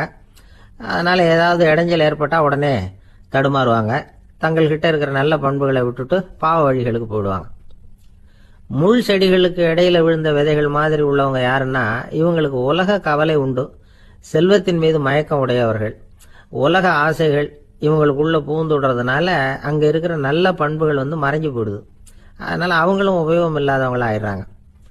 நல்ல மனிதர்கள் நல்ல நிலத்தில் விழுந்த விதைகளுக்கு ஒப்பானவர்கள். இவங்க இறை வார்த்தையை கேட்குறாங்க, அதை ஏற்றுக்கிறாங்க, அவங்களும் நல்லபடியாக வாழுறாங்க, அடுத்தவங்களுக்கும் உபயோகமாக இருப்பாங்க. இதுதான் இயேசு சொன்ன விளக்கம். நல்ல வார்த்தைகளை கேளுங்கள், நல்ல வார்த்தைகளை ஏற்றுக்கொள்ளுங்கள், அடுத்தவங்களுக்கு உபயோகமாக இருங்க. இதுதான் பெரியவங்கள்லாம் நமக்கு சொல்லுகிற உபதேசம். ஒரு அப்பா தன்னுடைய மகனுக்கு உபதேசம் பண்ணார். இதை பாருப்பா, நல்ல வார்த்தைகளை கேட்கணும், எப்போதுமே மகன் அப்பா பேச்சை கேட்கறது நல்லது அப்படின்னாராம். நீ ஏதாவது ஒரு தப்பு பண்ணால் என் தலையில் ஒரு முடி நரைச்சி வெள்ளையாக போடும்பா, நீ செய்கிற ஒவ்வொரு தப்புக்கும் என் தலையில் ஒவ்வொரு முடி வெள்ளையாயிடும் அப்படின்னாராம். பையன் யோசிச்சான், அப்பா இப்போதான் எனக்கு புரியுது, தாத்தாவோட தலைமுடி பூராவும் வெள்ளையா இருக்கிறதுக்கு என்ன காரணம்ங்கிறது எனக்கு இப்போதான் புரியுது அப்படின்னா. ஜவஹர்லால் நேரு பிரதமராக இருந்த சமயம் அவர் ஒரு தடவை சென்னைக்கு வந்திருக்கிறார். இங்கே சில முக்கிய நிகழ்ச்சிகளில் கலந்துக்கிறதுக்காக வந்திருந்தார். ஆளுநர் மாளிகையில் ஒரு நாள் ராத்திரி தங்கி மறுநாள் புதுடெல்லி புறப்படுறதாக ஏற்பாடு. நிகழ்ச்சியிலெல்லாம் முடிச்சுக்கிட்டு ஆளுநர் மாளிகையில் தங்கி இருக்கிறார். அன்றைக்கு இரவு படிக்கிறதுக்கு ஒரு முக்கியமான புத்தகம் அவருக்கு தேவைப்பட்டது. அந்த சமயத்தில் உலக அளவில் ஒரு முக்கியமான பொருளாதாரம் சம்பந்தமான ஒரு புத்தகம் வெளியாகி இருக்கிற விஷயம் அவருக்கு தெரியும். அந்த புத்தகம் மெட்ராஸுக்கு வந்திருக்குமா, அது இங்கே கிடைக்குமா அப்படின்னு விசாரிச்சிருக்கிறார் நேருஜி. அவர் இப்படி கேட்ட உடனே அங்கே இருந்தவங்கெல்லாம் ரொம்ப பரபரப்பாக செயல்பட ஆரம்பிச்சுட்டாங்க. முக்கியமான இடங்கள்ல எல்லாம் விசாரிச்சிருக்கிறாங்க, அந்த புத்தகம் உங்ககிட்ட இருக்கான்னு. சென்னையில் உள்ள கன்னிமாரா நூல் நிலையத்துக்கு எப்படியும் அந்த புத்தகம் வந்திருக்கணும் அப்படின்னு ஒரு நம்பிக்கை. அங்கே விசாரித்தாங்க. அந்த புத்தகம் 2 நாளைக்கு முன்னாடி தான் அங்கே வந்திருக்குது அப்படிங்கிற விஷயம் தெரிஞ்சுது. உடனே எல்லாரும் அங்கே ஓடினாங்க. அவங்களுக்கு இன்னொரு சந்தேகம், புத்தகம் வந்திருக்கு சரி, அது இந்த சமயத்தில் வேற யாரும் படிக்கிறதுக்கு எடுத்துகிட்டு போயிருக்கக்கூடாதே, அப்படிங்கிற சந்தேகம் இருந்தாலும் மனசுக்குள்ள ஒரு தைரியம். இப்படி ஒரு புத்தகம் வெளிவந்திருக்கிற விஷயமே நேருஜி சொல்லி தான் நமக்கே தெரியும். அதுவும் இல்லாம உலக பொருளாதாரம் சம்பந்தமான ஏதோ ஒரு புத்தகம் அது. அதை போய் இந்த நேரத்தில் அவ்வளவு ஆர்வமா யார் எடுத்துட்டு போயிட போறாங்க அப்படிங்கிற தைரியம். இந்த தைரியத்தோட அந்த நூல் நிலையத்துக்கு ஓடினாங்க. புத்தகத்தை தேடுனா அது கிடைக்கல. யாரோ எடுத்துட்டு போயிருக்கிறாங்க. நேருவுக்கு மட்டுமே தெரிஞ்சிருந்த அந்த புத்தகம் பத்தின விஷயம் சென்னையில் வேற ஒருத்தருக்கும் தெரிஞ்சிருக்குது. உடனே எல்லாரும் பரபரப்பா அந்த அதுக்குன்னு இருக்கிற ரிஜிஸ்டர் இருக்குல்ல, பதிவேடு, அதை புரட்டி பார்க்குறாங்க யார் எடுத்துகிட்டு போகிறாங்கன்னு தெரிஞ்சுக்கிறதுக்காக. எடுத்துகிட்டு போனவங்க அதில் கையெழுத்து போட்டிருப்பாங்கல்ல, அதை பார்த்து யாருன்னு தெரிஞ்சுக்கலாம் அப்படிங்கிறதுக்காக தான் அதை புரட்டுறாங்க. அதோ அந்த புத்தகத்தோட பேர் பக்கத்தில் அதை எடுத்துக்கிட்டு போனவங்க கையெழுத்து உத்து பார்க்குறாங்க எல்லாரும். அதில் போட்டிருக்குது பேர் CN அண்ணாதுரை அப்படின்னு எழுதியிருந்தது. அவர் தான் பேரறிஞர் அண்ணா. நேரு படிக்க விரும்பின ஒரு புத்தகத்தை அதே நேரம் படிக்க விரும்பின இன்னொரு தலைவர் இவர். படிக்கிறதுல அவருக்கு இருந்த ஆர்வத்தை நாம் தெரிஞ்சுக்கணும்னா அதுக்கு எவ்வளவோ சம்பவங்கள் இருக்குது. கடைசி காலத்தில் அவர் அடையாறு மருத்துவமனையில் படுத்திருக்கிறார். அவருக்கு ஒரு முக்கியமான அறுவை சிகிச்சை செய்ய வேண்டியிருக்குது அவசரமாக. அமெரிக்காவிலேருந்து டாக்டர் மில்லர் வந்திருக்கிறார். அவர்கிட்ட கேட்குறார், டாக்டர் நாளைக்கே அறுவை சிகிச்சை செய்ய போகிறீங்களா அப்படின்னு. ஆமாங்கிறார் டாக்டர் மில்லர். நாளைக்கு மறுநாள் செஞ்சுக்கிறேனே அப்படின்னாரான் அண்ணா. ஏன் ஏதாவது நாள் பார்க்குறீங்களான்னு கேட்டிருக்கார். இல்லை, ஒரு புத்தகத்தை படிச்சுக்கிட்டு இருக்கிறேன், அதை நாளைக்குள்ளே முடிச்சிருவேன், அதுக்கப்புறம் நான் இறந்தாலும் கவலை இல்லை அப்படின்னாரான் இவர். அவர் தான் அறிஞர் அண்ணா. சங்ககால நூல்கள்லேருந்து சமீபத்தில் வந்த நூல்கள் வரைக்கும் எல்லாம் அவர் படிச்சிருக்கிறார். ஒரு திருமண விழாவில் அவர் பேசும்பொழுது சொன்ன விஷயம் இது. சங்க காலத்தில் காதலியை மணக்க விரும்புகிறவனுக்கு அவனுடைய தந்தை வீர சோதனைகள்லாம் வைப்பாரு. போய் புலிப்பல் கொண்டுகிட்டு வா, அப்போதான் என் பொண்ணை கொடுப்பேன் அப்படின்னு சொல்லுவார். காதலன் உடனே காட்டுக்கு போவான், ஒரு புலியை கொன்று அதனுடைய பல்லை கொண்டுகிட்டு வருவான். அதை வீர பதக்கத்தில் பதிச்சு அவனுக்கு மாமனார் சூட்டுவார் கல்யாண சமயத்தில். இப்போலாம் காதலன் கிட்ட அப்படி சொல்ல முடியாது. இப்போலாம் காதலன் கிட்ட காட்டுக்கு போய் புலிப்பல் கொண்டுகிட்டு வான்னு யாராவது சொன்னா புலி தான் மாப்பிள்ளையா வந்து சேரும் அப்படின்னா. வாழ்க்கையில் சில சந்தர்ப்பங்களில் நாம் சில அவமானங்களை சந்திச்சே தீர வேண்டியிருக்கு. என்ன பண்ணுறது, காலம் அப்படி. அவமானப்படுறவங்க உடனே அடங்கி போயிடுறது தான் உலக வழக்கம். அவமானப்பட்டால் உடனே சீறி எழறவங்களும் உண்டு.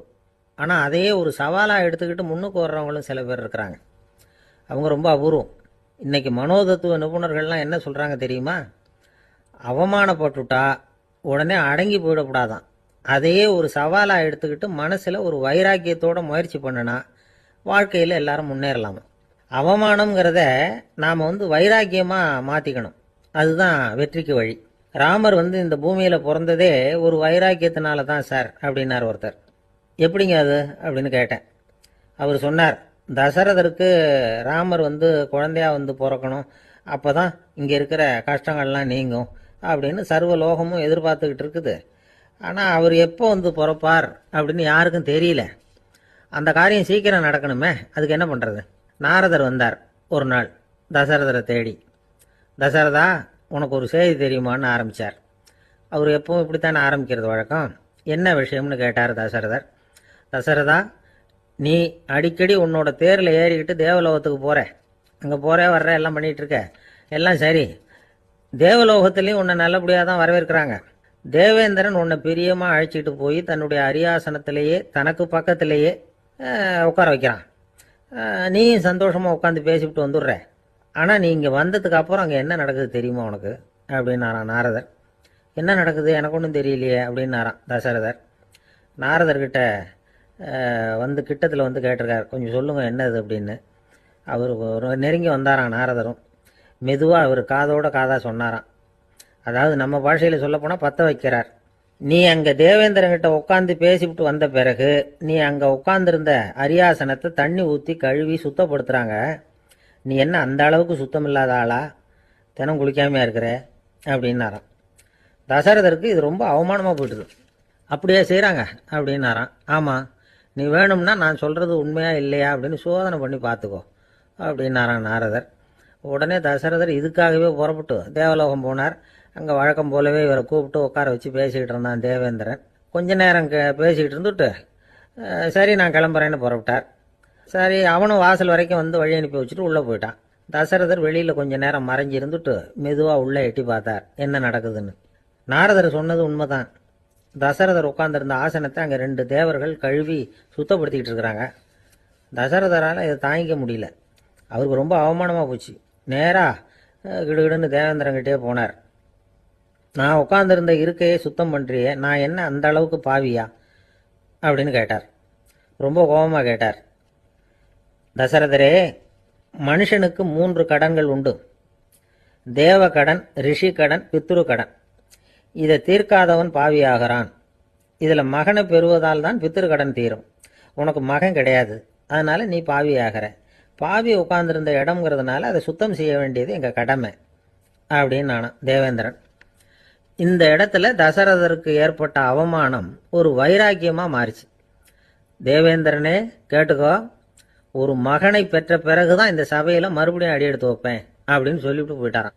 போய் புத்திர காமேஷ் யாகம் பண்ணார். புத்திரர்கள் பிறந்தார்கள். இந்த கதையில் உள்ள கருத்து என்னன்னா, தேவேந்திரன் தசரதரை அப்படி அவமானப்படுத்தலைன்னா அவருக்கு இப்படி ஒரு வைராக்கியம் பிறந்திருக்குமா? யோசிச்சு பார்க்கணும். நமக்கு ஏற்படுகிற சில அவமானங்களையும் வைராக்கியமாக மாற்றிக்குவோம். அப்படி மாற்றிக்கிட்டோம்னா வாழ்க்கையில் முன்னேறலாம். நம்ம ஆளுங்க சில பேர் அவமானத்தை வைராக்கியமாக மாற்றிக்கிறது எப்படி தெரியுமா? நம்மகிட்ட ஒரு பையன் சொன்னான், எங்கள் அப்பா என்னை எல்லாருக்கும் முன்னாடி வச்சு திட்டுவிட்டார், பொறுப்பு இல்லாமல் ஊர் சுற்றுறேன்னு சொல்லி அவமானப்படுத்தி விட்டார். இனிமேல் நீ என் முகத்திலேயே முழிக்காதரா போடான்னு வேற சொல்லிவிட்டார். எனக்கு ரோஷம் வந்துட்டுது. அந்த அவமானத்தை வைராக்கியமாக மாற்றிக்கிட்டேன். அன்னையிலேருந்து அவர் முகத்திலேயே முழிக்கிறது இல்லை அப்படின்னா. அப்படியான்னு கேட்டோம். ஆமாங்க, அவர் வீட்டில் இல்லாத நேரமாக பார்த்து உள்ள சமையல் கட்டுக்கு போய் சாப்பிட்டுட்டு நைஸாக வெளியில் வந்துடுவேன் அப்படிங்கிறான்.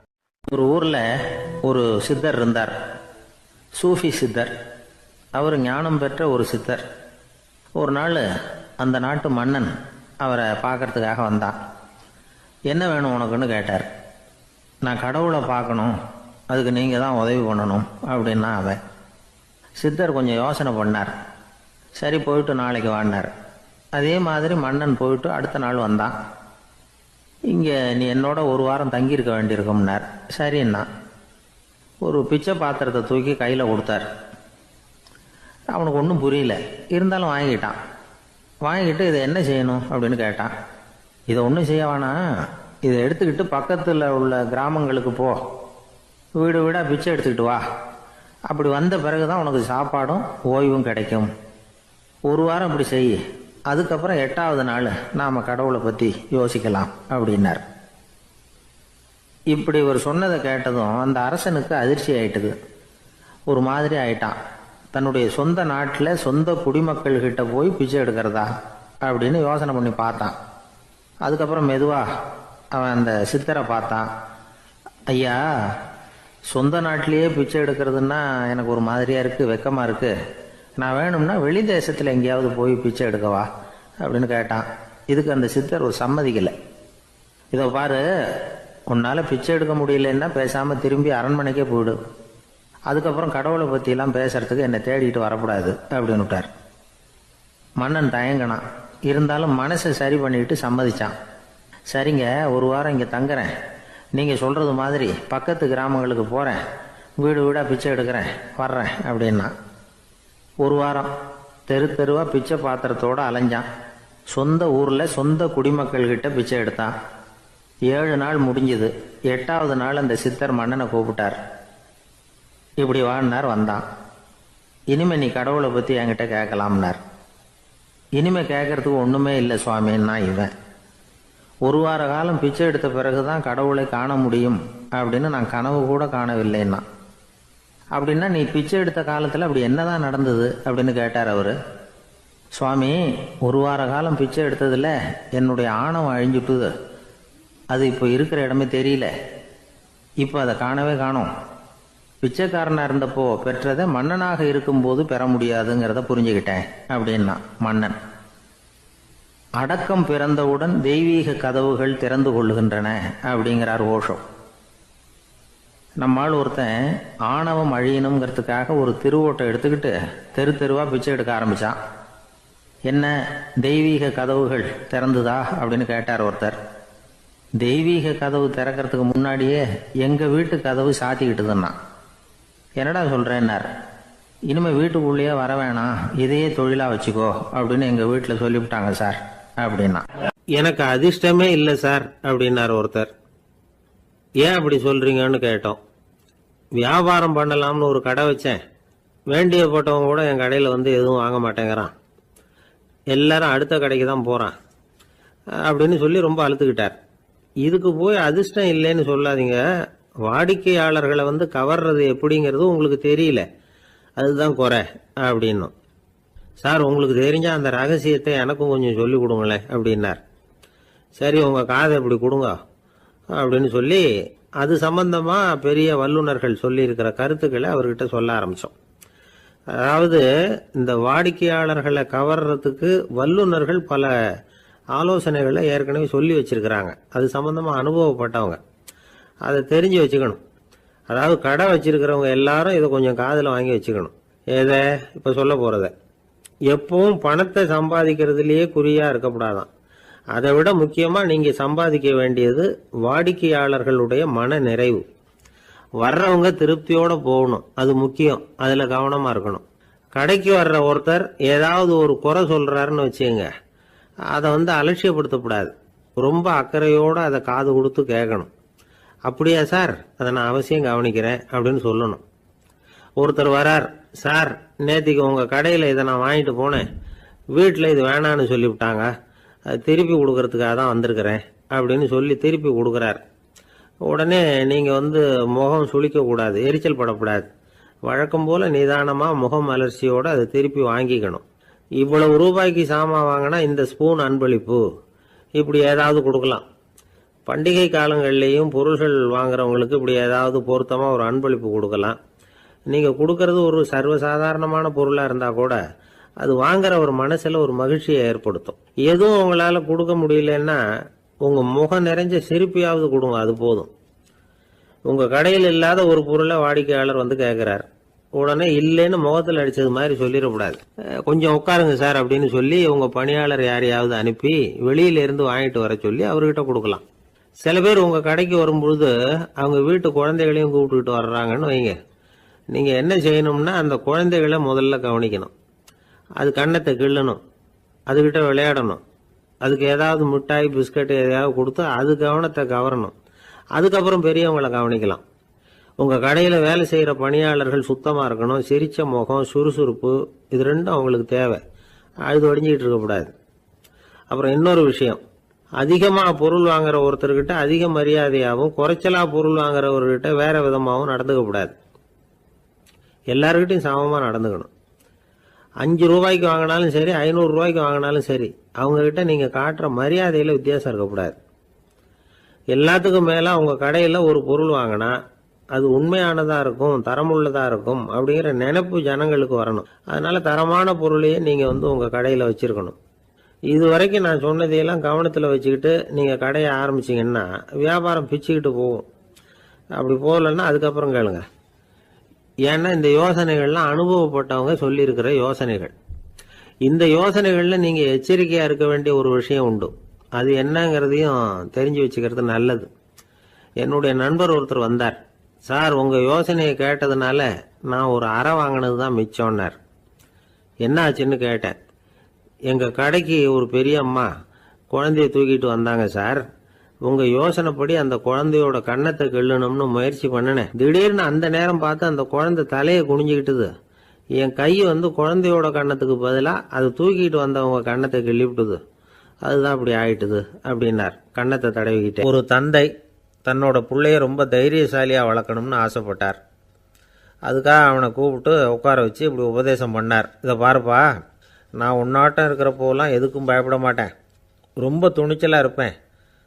ஒரு நாள் ஒரு அப்பாவி எலிய ஒரு பூனை துரத்திட்டு ஓடிச்சு. நான் உடனே என்ன செஞ்சேன் தெரியுமா? அந்த பூனையை பிடிச்சேன், அது வாலில் ஒரு பட்டாசு சரத்தை கட்டினேன், கொளுத்தி விட்டேன். படபடன்னு வெடிக்க ஆரம்பிச்சுட்டுது. அது துள்ளிக்கிட்டு அங்கேயும் இங்கேயும் ஓடி இருக்கு பாரு ஓட்டம், ரொம்ப தமாஷு அப்படின்னார் அப்பா. இப்படி சொல்லிவிட்டு பையனை பார்த்து, இதை கேட்கறதுக்கு உனக்கும் துணிச்சல் வருதா? நான் என்னுடைய செயலை நீ கேட்குறப்போ உனக்கு துணிச்சல் வருதா அப்படின்னு கேட்டார். வருதுன்னா பையன். எப்படின்னா அப்படிங்கிற விவரத்தையும் சொன்னான் அவன். அதாவது எலியை விரட்டினத்துக்காக பூனை வாலில் பட்டாசு கொளுத்துனீங்க நீங்கள், பூனையை விரட்டினத்துக்காக உங்கள் கழுத்தில் பட்டாசு சரத்தை மாட்டினா என்னென்னு தோணுது எனக்கு அப்படின்னு நான் பையன். பையனோட துணிச்சல் அப்பாவையே நடுங்க வச்சுட்டுது. அது சரி, ஒரு அப்பா பிள்ளைக்கு இப்படியா உபதேசம் பண்ணுறது? எல்லாருக்கிட்டையும் அன்பாக பழகிறது எப்படி அப்படின்னு சொல்லி கொடுக்கணும். பிஞ்சு உள்ளங்களில் நஞ்சை தூவலாமா? ஒரு நாள் விநாயகர் ஒரு பூனையோடு விளையாடிக்கிட்டு இருந்தாராம். அப்படி ஆசையாக விளையாடிக்கிட்டு இருந்தப்போ அவரோட கை நகம் தவறுதெல்லாம் பூனையோட முகத்தில் பட்டுவிட்டு தான். அது ஒரு சின்ன கீறலை உண்டாகி விட்டுது. அப்போ அவர் அதை ஒரு பெருசாக நினைக்கல. கொஞ்ச நேரத்துக்கு அப்புறம் விநாயகர் வீட்டுக்கு வந்தார். அவங்க அம்மா பார்வதி தேவியை பார்த்தார். பார்வதி தேவி கன்னத்தில் விரலால் கீறினது மாதிரி ஒரு அடையாளம் இருந்தது. விநாயகருக்கு அதிர்ச்சி, ஆச்சரியம். நம்ம அம்மா இந்த உலகத்துக்கே தாயார். அப்பேற்பட்ட அவங்க முகத்திலேயே கீறலை உண்டாக்கக்கூடியவங்க யாராக இருக்க முடியும் அப்படின்னு யோசனை பண்ணார். தாயே, உன்னுடைய கன்னத்தில் இந்த வடு எப்படிம்மா ஏற்பட்டதுன்னு கேட்டார். குழந்தாய், இது நீ செஞ்ச காரியம்தான்ப்பா. உன்னுடைய கை நகம் கீறினதுனால ஏற்பட்ட வடு தான் இது அப்படின்னாங்க அவங்க. விநாயகர் திடுக்கிட்டு போட்டார். எப்படிம்மா அது? நான் எந்த காலத்துலேயும் ஒன்று அப்படி கீறினதாக எனக்கு நினைவு இல்லையே அப்படின்னார். இன்னைக்கு காலையில் ஒரு பூனையை கீறினதை நீ மறந்துட்டியா அப்படின்னாங்க அந்த அம்மா. விநாயகர் திகைச்சு போய் நின்னார். பார்வதி தேவி சொன்னாங்க, இதை பார்ப்பா, இந்த உலகத்தில் இருக்கக்கூடிய எல்லா உயிர்கள்லேயும் நான் இருக்கிறேன். நான் தான் இந்த உலகமாக ஆகியிருக்கிறேன். ஆகையினால நீ யாரை துன்புறுத்தினாலும் அது உண்மையிலேயே என்ன துன்புறுத்தினதாக தான் வந்து முடியும் அப்படின்னாங்க. விநாயகர் மனசுக்குள்ளே ஒரு வெளிச்சம் ஏற்பட்டு தான். அதுக்கப்புறம் அவர் யாரையுமே கல்யாணம் பண்ணிக்காததுக்கு அதுதான் காரணமாக. இந்த உலகத்தில் எல்லாரையும், இங்கே இருக்கிற எல்லாத்தையும் தாயின் வடிவமாக அவர் பார்க்க ஆரம்பிச்சிட்டாராம். குருதேவர் ராமகிருஷ்ணர் இந்த கதையை எடுத்து சொல்லியிருக்கிறார். நபிகள் நாயகம் ஒரு தடவை ஒரு நாற்காலியில் உட்காந்து என்னமோ யோசனை பண்ணிகிட்டு இருந்திருக்கிறார். அப்போ அவரோட உடையில் ஒரு கீழ்ப்பகுதி தரையில் படிஞ்சு கிடந்திருக்குது. அங்கே விளையாடிக்கிட்டு இருந்த ஒரு பூனை அது மேலே வந்து படுத்து தூங்கி போச்சு. தொழுகை செய்ய வேண்டிய நேரம் வந்துட்டது.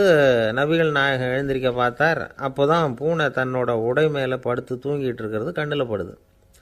பூனையோட தூக்கத்தை கலைக்க விரும்பல அவர். தன்னுடைய சகோதரியை கூப்பிட்டார். ஒரு கத்திரிக்கோல் எடுத்துகிட்டு வர சொன்னார். பூனை படுத்திருந்த உடைப்பகுதி மட்டும் இருக்குல்ல, அதை மட்டும் அதோட கத்திரிச்சு விட்டுட்டு அதுக்கப்புறம் அவர் எழுந்திரிச்சு தொழுகைக்கு போனாராம். அதாவது பிற உயிர்கள்கிட்ட எப்படி அன்பு காட்டணுங்கிறத பெரியவங்க எவ்வளவோ விதத்தில் நமக்கு எடுத்து காட்டியிருக்கிறாங்க. இருந்தாலும் எத்தனை பேர் மனசில் அதெல்லாம் உரைச்சிருக்குது? நாமளும் நம்ம ட்ரெஸ்ஸு மேலே ஒரு பூனை படுத்திருந்தா ஒரு கத்திரிக்கோலை தான் தேடுவோம், எடுத்துகிட்டு வர சொல்லுவோம். துணியை வெட்டுறதுக்கு பதிலாக இல்லை அதோட வாழை வெட்டினா என்ன அப்படின்னு தோணும். ஒரு ஆள் ரொம்ப பிரியமாக ஒரு பூனையை ஆற்றுல குளிப்பாட்டிகிட்டு இருந்தானா. எப்படி? அந்த பூனையை ஆற்று தண்ணியில் அமுக்கி அமுக்கி குளிப்பாட்டிகிட்டு இருக்கிறான். அந்த வழியாக போன பெரியவர் ஒருத்தர் இதை பார்த்தார். இதை பார்ப்பா, பூனையை அது மாதிரி ஆற்று தண்ணியில் அமுக்கி குளிப்பாட்டாத, மூச்சு திணறி செத்து போடும் அப்படின்னு அட்வைஸ் பண்ணார். நீ போய் அவன் வேலையை பார்த்துக்கிட்டு, எனக்கு எல்லாம் தெரியும்னா இவன். சரின்னு அவர் போயிட்டார். கொஞ்ச நேரம் கழித்து அவரே அந்த வழியாக திரும்பி வந்துக்கிட்டு இருந்தார். ஆற்றுல பூனையை குளிப்பாட்டிக்கிட்டு இருந்தவன் அழுதுகிட்டு உட்காந்துருக்கிறான். பக்கத்தில் அந்த பூனை செத்து கிடக்குது. இதை பார்த்தார் பெரியவர். நான் தான் அப்போவே சொன்னேனே அந்த பூனையை ஆற்றுல நினைக்காதேன்னு, அதை கேட்டிருந்தா இப்படி ஆயிருக்குமா அப்படின்னார். அந்த ஆள் கோபமாக இவரை முறைச்சி பார்த்தான். அட போய்யா, இந்த பூனை ஆற்றுல குளித்ததுனால ஒன்றும் செத்து போகல, குளித்ததுக்கப்புறம் அதோட உடம்பு ஈரமாக இருக்குதுன்னு அதை புழிஞ்சேன், அதனால தான் இப்படி ஆயிட்டுது அப்படின்னானா. சாலை ஓரமாக அழுதுகிட்டு உட்காந்துருந்தான். பிச்சை எடுத்து சாப்பிட்ற ஒருத்தன் அந்த பக்கமாக வந்தான். இவனை பார்த்தான். ஏன் அழுதுகிட்டு உட்காந்துருக்கிற, என்னாச்சு உனக்கு அப்படின்னு கேட்டான். அதுக்கு இவன் சொன்னான், என்கிட்ட ஒன்றுமே இல்லை, நான் இந்த உலகத்தில் இருந்து என்ன பிரயோஜனம், அதனால தான் அழுதுகிட்டு இருக்கிறேன் அப்படின்னா. உன்கிட்ட மறைஞ்சிருக்கிற புதையல் என் கண்ணுக்கு நல்லா தெரியுது, அது உனக்கு புரியல, அதனால தான் அழுதுகிட்டு இருக்கிற அப்படின்னா. என்னது புதையல் இருக்குதா, உன் கண்ணுக்கு தெரியுதா அப்படின்னு கேட்டான். ஆமாம் எனக்கு தெரியுது, அந்த புதையலை நீ விற்கிறதுக்கு தயாராக இருக்கிறியா அப்படின்னு கேட்டான் இவன். இதை கேட்டதும் அந்த இளைஞனுக்கு ரொம்ப ஆச்சரியமாக போச்சு. என்னது இப்படி கேட்குறானே அப்படின்னு. என்கிட்ட ஒரு காசு கூட இல்லையே, அப்படி இருக்கிறப்போ புதையல் எங்கேருந்து வந்தது அப்படின்னா. இந்த நேரத்தில் அந்த பிச்சைக்காரன் சிரித்தான். இப்படி தான் இந்த உலகத்தில் எல்லோரும் சொல்லிகிட்டு இருக்கிறாங்க, என்கிட்ட ஒன்றுமே இல்லை ஒன்றுமே இல்லைன்னு சொல்லி. ஆனால் அவங்கக்கிட்ட தான் புதையல் இருக்குது, நீ வேணும்னா என் கூட வா, நம்ம நாட்டு அரசர்கிட்ட போவோம். உங்ககிட்ட இருக்கிற புதையலை அவர் நல்ல விலைக்கு எடுத்துக்குவார் அப்படின்னா. அது எப்படி உனக்கு தெரியும்னா, இதுக்கு முன்னாடியும் இது மாதிரி பல பேரை நான் ராஜா கிட்ட அழைச்சிட்டு போயிருக்கிறேன். அதனால தான் உன்னை பார்த்தேன், உன்னையும் கூப்பிடுறேன். நீ சரின்னு சொன்னால் உன்னை அழைச்சிட்டு போகிறேன். உங்ககிட்ட இருக்கிற புதையலை அவர் நல்ல விலை கொடுத்து எடுத்துக்குவார் அப்படின்னு சொன்னான். இவன் இப்படி சொல்கிறதும் அந்த இளைஞனுக்கு ஒன்றுமே புரியல. இது என்னது இந்த ஆள் இப்படி சொல்லிகிட்டு இருக்கிறான், நம்மக்கிட்ட என்ன இருக்குது, அதுவும் இல்லாமல் இவனே பிச்சை எடுத்து சாப்பிட்டுக்கிட்டு இருக்கிறான், இவன் போய் நம்மளை ராஜா கிட்ட அழைச்சிட்டு போகிறதா போகிறேங்கிறானே என்ன அப்படின்னு சொல்லி அவன் யோசனை பண்ணான். என்ன யோசிக்கிற, உனக்கு பணம் வேணும்னா என்னோட வா அப்படின்னா. இளைஞன் ஒரு முடிவுக்கு வந்தான். சரி, இங்கேயே உட்காந்துக்கிட்டு இருக்கிறத விட அங்கேயாவது போய் பார்ப்போமே, இங்கே அழுதுட்டு உட்காந்துருக்கிறதுல என்ன பிரயோஜனம், ஏதோ கூப்பிட்றான் போய் பார்த்துட்டு வருவோமே அப்படின்னு சொல்லி அவன் கூட புறப்பட்டான். பிச்சைக்காரன் முன்னாடி போயிட்டே இருக்கிறான், இந்த இளைஞன் பின்னாடி நடந்து போயிட்டுருக்கான். 2 பேரும் அரண்மனையை நோக்கி போகிறாங்க. பாதி வழி போயிருப்பாங்க. வழியில் அந்த பிச்சைக்காரன் சொன்னான், இதை பாரு, முன்னாடியே சில விஷயங்களை நாம் பேசிக்க வேண்டியிருக்கு. சரியாக தெளிவாக முடிவு எடுத்துக்கிட்டு அதுக்கப்புறம் ராஜா கிட்ட போகணும். ஏன்னா அங்கே போய் அது முடியாது இது முடியாதுன்னு நாம் நமக்குள்ளே சண்டை போட்டுக்கிட்டு இருக்க முடியாது. ராஜாவுக்கு விலையை பற்றி கவலையே இல்லை, எவ்வளவு சொன்னாலும் நமக்கு பணம் கிடச்சிரும். ஆனால் அதுக்கப்புறம் நான் இதை விற்கிறதுக்கு தயாராக இல்லைன்னு சொல்லிடக்கூடாது. அதனால் புதையலை விற்கிறதா இல்லையாங்கிறத இங்கேயே தெளிவாக முடிவு செஞ்சுக்கணும். இல்லைன்னா ராஜா கிட்ட போய் அங்கே போய் குழப்பிக்கிட்டு இருக்க முடியாது அப்படின்னு சொன்னான். இளைஞனுக்கு ஒன்றுமே புரியல. என்ன சொல்கிற நீ, என்கிட்டயா புதையலா, எங்கே இருக்குது அப்படின்னு சொல்லி குழம்பி போனான். இப்போது அந்த பிச்சைக்காரன் சொன்னான், இதை பாரு, இப்போ உதாரணத்துக்கு உன்னுடைய கண்களை எடுத்துக்கோ, அதுக்கு நீ என்ன விலை கேட்டுற போகிற, நான் அதுக்கு ராஜா கிட்டே இருந்து ஒரு 50,000 ரூபா வாங்கி தர முடியும். உன்னுடைய இருதயத்தை கொடுக்குறியா, 20 லட்சம் ரூபா வாங்கி தரேன். மூளையை கொடுக்குறியா, 30 லட்சம் வாங்கி தரேன். என்ன சொல்கிற அப்படின்னு சொல்லி இந்த பிச்சைக்காரன் பேசிக்கிட்டே போகிறான். இளைஞனுக்கு கோபம் வந்துட்டுது. என்ன உளர்ற, உனக்கு என்ன பைத்தியமா, கண்ணையும் மூளையையும் இருதயத்தையுமா விற்பாங்க, என்ன விலை கொடுத்தாலும் அதையெல்லாம் நான் விற்கிறதுக்கு தயாராக இல்லை, நான் விற்க மாட்டேன், அதை கொடுத்துட்டு நான் என்ன பண்ணுறது, இப்படி நான் மட்டும் இல்லை யாருமே இதை விற்கிறதுக்கு தயாராக இருக்க மாட்டாங்க அப்படின்னு சொன்னான் அந்த இளைஞன். இவன் இப்படி சொன்னதும் அந்த பிச்சைக்காரன் வாய் விட்டு சிரிக்க ஆரம்பிச்சுட்டான். இப்போ பைத்தியமானது நானா நீயா, லட்சக்கணக்கான கோடிக்கணக்கான ரூபாய் பொறுமானம் உள்ள பொருள்களை உங்ககிட்டயே வச்சுக்கிட்டு விற்க முடியாதுன்னு சொல்கிற நீ தான் ஏழை, என்கிட்ட ஒன்றுமே இல்லைன்னு மரத்தடியில் உட்காந்து அழுதுகிட்டு இருக்கிறியே அப்படின்னு சொன்னான். இன்றைக்கி பார்த்திங்கன்னா பல பேர் தன்கிட்ட புதைஞ்சிருக்கிற ஆற்றலை புரிஞ்சிக்க முடியாமல் அவதிப்பட்டுக்கிட்டு இருக்கிறாங்க. நம்மக்கிட்ட என்ன இருக்குங்கிறது அவங்களுக்கு தெரியறதில்ல. அதனால தான் என்கிட்ட ஒன்றுமே இல்லைன்னு சொல்லி அழுதுகிட்டு இருக்கிறாங்க. இதை விளங்க வைக்கிறதுக்கு பெரியவங்க சொல்கிற கதை இது. நம்மக்கிட்ட இருக்கிற புதையலை நாம் தான் தோண்டி எடுக்கணும். உண்மையான புதையலுங்கிறது உள்ளே இருக்குது, ஆனால் அதை வெளியில் தேடுற ஆசாமிகள் தான் அதிகம். சராசரி மனித இயல்பு அப்படி. நம்மக்கிட்ட விலை மதிக்க முடியாத பகுத்தறிவு இருக்குது, அதை வச்சுக்கிட்டு வாழ்க்கையில் முன்னேறதுக்கு முயற்சி பண்ணணும். என்கிட்ட ஒன்றுமே இல்லைன்னு நினச்சி ஓரமாக உட்காந்துடக்கூடாது. முயற்சி செஞ்சால் முடியாத காரியம் எதுவுமே இல்லை. ஒரு ரயில்வே ஸ்டேஷன் பக்கம் வெளியில் ஒரு டாக்ஸி நின்றுட்டு இருந்தது. அந்த பக்கமாக வந்த ஒருத்தர் டாக்ஸி டிரைவரை பார்த்து சொன்னார், ஐயா, உங்கள் வண்டியில் பின் சீட்டில் ஒரு மணி பர்ஸு கிடக்கு, யாரோ மறந்து விட்டுட்டு போயிருக்கிறாங்க அப்படின்னாரு. இல்லை இல்லை, அது காலி பர்ஸு தான், நான் தான் அதை அங்கே போட்டு வச்சுருக்கிறேன்னார் டிரைவர். ஏன்னு கேட்டார் அவர். இதுக்கு டிரைவர் சொன்னார், அதை பார்க்குற யாராவது அதை எடுத்துக்கலாம்ங்கிற ஆசையிலையாவது சவாரிக்கு வருவாங்க, அதுக்காக தான் போட்டு வச்சுருக்கிறேன் அப்படின்னார். பிரம்மத்தை அறிந்தவன் பிரம்மமாகிறான் அப்படின்னு ஒரு பெரியவர் பேசினார் ஒரு கோவிலில். தைத்திரிய உபனிஷத்து அப்படி சொல்லுதான். இதை கேட்கும் பொழுது நமக்கு ஒரு சந்தேகம் வரும். அது எப்படி பிரம்மத்தை அறிந்தவன் பிரம்மம் ஆகிறான்னா, சிங்கத்தை அறிந்தவன் சிங்கம் ஆகிறானா, தோசையை அறிந்தவன் தோசை ஆகிறானா? இப்படிப்பட்ட சந்தேகம் நமக்கு வர்றதில் ஒன்றும் ஆச்சரியம் இல்லை, இது இயற்கை. இதுக்கும் அந்த பெரியவரே பதில் சொல்கிறார். சிங்கம் வேற, நாம் வேற. அதனால் சிங்கத்தை அறிந்தவன் சிங்கமாக மாட்டான். ஆனால் பிரம்மம் வேற, நாம் வேற இல்லை. அதனால் பிரம்மத்தை அறிந்தவன் பிரம்மமாகிறான் அப்படிங்கிறது அவரோட விளக்கம். மனிதன் அவன்தான் தான் பிரம்மங்கிறது தெரியாதனால தான் அதை வேறு எங்கேயோ தேடிகிட்டு இருக்கிறான். கடைசியில் அது தான் தாங்கிறது புரிஞ்சுக்கிற பொழுது அவன் பிரம்மமாயிடுறான். இதை விளக்கறதுக்கு ஒரு உபநிஷத்து கதையே இருக்குது. நமக்கு தெரிஞ்ச கதை தான், ஆனால் அதை வேறு விதமான அர்த்தத்தில் விளையாட்டாக சொல்லிகிட்டு இருக்கிறோம். ஒரு சமயம் ஒரு 10 நண்பர்கள் ஒரு காட்டு வழியாக போய்கிட்டு இருக்கிறாங்க. குறுக்க ஒரு நதி, அதை கடந்து அடுத்த பக்கம் போகணும். எல்லாரும் ஒரு வழியாக கடந்து அடுத்த கரைக்கு போய் சேர்ந்துட்டாங்க. அங்கே போய் சேர்ந்ததுக்கப்புறம் எல்லாரும் பத்திரமா வந்து சேர்ந்துட்டோமா அப்படின்னு தெரிஞ்சுக்கிறதுக்காக எண்ணி பார்க்குறான் அந்த கூட்டத்து தலைவன். அவங்க மொத்தம் 10 பேர். ஆனால் இவன் எண்ணி பார்க்குறப்போ 9 தான் வருது. ஏன்னா அவன் தன்னை விட்டுவிட்டான். எதிரில் நிற்கிறவங்கள மட்டுமே எண்ணுறான். ஐயோ 10வது ஆள் எங்கேங்கிறான், பதறான். சரி நீ இரு, நான் எண்ணி பார்க்குறேன்னு சொல்லிவிட்டு இன்னொருத்தன் வந்து எண்ணுறான். அவனும் தன்னை விட்டுட்டு எண்ணுறான். 9 தான் வருது. எல்லோரும் கொய்யோ முறையோன்னு கத்த ஆரம்பிச்சிட்டாங்க. அந்த சமயத்தில் ஒரு பெரியவர் அந்த பக்கமாக வர்றார். என்ன விஷயம்னு விசாரிக்கிறார். 10வது ஆளை 6 அடிச்சுட்டு போட்டுது அப்படின்னு சொல்லி இவங்க அழறாங்க. சரி அழாதீங்க அப்படின்னு சொல்லி அந்த தலைவனை பார்த்து இப்படி வாங்குறார். வர்றான். இப்போ எனக்கு முன்னாடி ஒரு தரம் எண்ணு பார்க்கலாம்ங்கிறார். 1 2 3ன்னு ஆரம்பித்து 9ல் வந்து முடிக்கிறான்.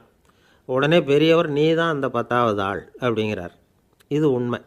நாம தான் அது. நாம தான் நம்மளை வேறு எங்கேயோ தேடிகிட்டு இருக்கிறோம். நாம் எங்கேயோ தேடிகிட்டு இருக்கிறோமே, அந்த பிரம்மம் நாம தான். இப்படி ஒரு பெரிய உண்மையை விளக்கிறதுக்காக தான் அப்படி ஒரு கதை சொல்லப்பட்டது. ஆனால் அதை வந்து நாம் வேறு விதமாக வேடிக்கையாக உபயோகப்படுத்திக்கிட்டு இருக்கிறோம். எப்படி தெரியுமா? ஒரு ஆத்தங்கரையில் ஒரு 10 பேர் முழிச்சுக்கிட்டே நின்றுக்கிட்டு இருந்தாங்களாம். அந்த பக்கமாக வந்த ஒருத்தன் ஏன் இப்படி முழிச்சுக்கிட்டு நிற்கிறீங்கன்னு கேட்டிருக்கிறான். எங்களுக்கு நீச்சல் தெரியாது, நாங்கள்லாம் அடுத்த கரைக்கு போய் சேரணும் அப்படின்னு நாங்களாம். சரி நான் கொண்டுட்டு போய் விட்றேன். எல்லாரும் அக்கறைக்கு போய் சேர்ந்த உடனே ஆளுக்கு ₹1 வீதமாக மொத்தம் ₹10 எனக்கு கொடுக்கணும் அப்படின்ட்டுருக்கான் இவன். சரின்னு ஒத்துக்கிட்டாங்க. இவன் ஒவ்வொருத்தராக கையை பிடிச்சி மெதுவாக ஆற்றுல இறக்கி அழைச்சிட்டு போயிட்டான். 9 பேரை கரை சேர்த்துட்டான். 10வது ஆள் பாதி ஆற்றுல போயிட்டு இருக்கிறப்போ திடீர்னு வெள்ளம் வந்துட்டுது. புடி நழுவி போச்சு. கையை விட்டுட்டான். வெள்ளம் அடிச்சிட்டு போட்டுது. அழைச்சிட்டு வந்தவன் நீச்சல் அடித்து தடுமாறி கரைக்கு வந்து சேர்ந்துட்டான். கரையில் இருந்தவங்களுக்கு இந்த விஷயம் தெரியாது. இருந்தாலும் இவன் உடம்பு பூரா நனைஞ்சி கொஞ்சம் அதிகமாக மூச்சு வாங்க நின்றுக்கிட்டு இருந்தானா, ஏங்க ஏன் இப்படி மூச்சு வாங்குது, என்ன விஷயம் அப்படின்னு கேட்டாங்களாம். அதுக்கு இவன் கொஞ்சமாக அலட்டிக்காமல் சொன்னானா, வேறு ஒன்றும் இல்லை, நீங்கள் கொடுக்க வேண்டிய ₹10ல் ₹1 குறைஞ்சி போச்சு அவ்வளவுதான் அப்படின்னானா. இந்த உலகத்தில் உண்மையாகவே வேதாந்தம் பேசுகிறவங்களும் உண்டு. உள்ளுக்குள்ளே வேறு மாதிரி இருந்துக்கிட்டு வெளியில் வேதாந்தம் பேசுகிறவங்களும் உண்டு. ஒரு ஆள் இருந்தார். அவரும் ஒரு கடை வச்சு வியாபாரம் பண்ணிக்கிட்டு இருந்தார். மகா கஞ்சன். யாருக்கும் எந்த உதவியும் செய்ய மாட்டார்.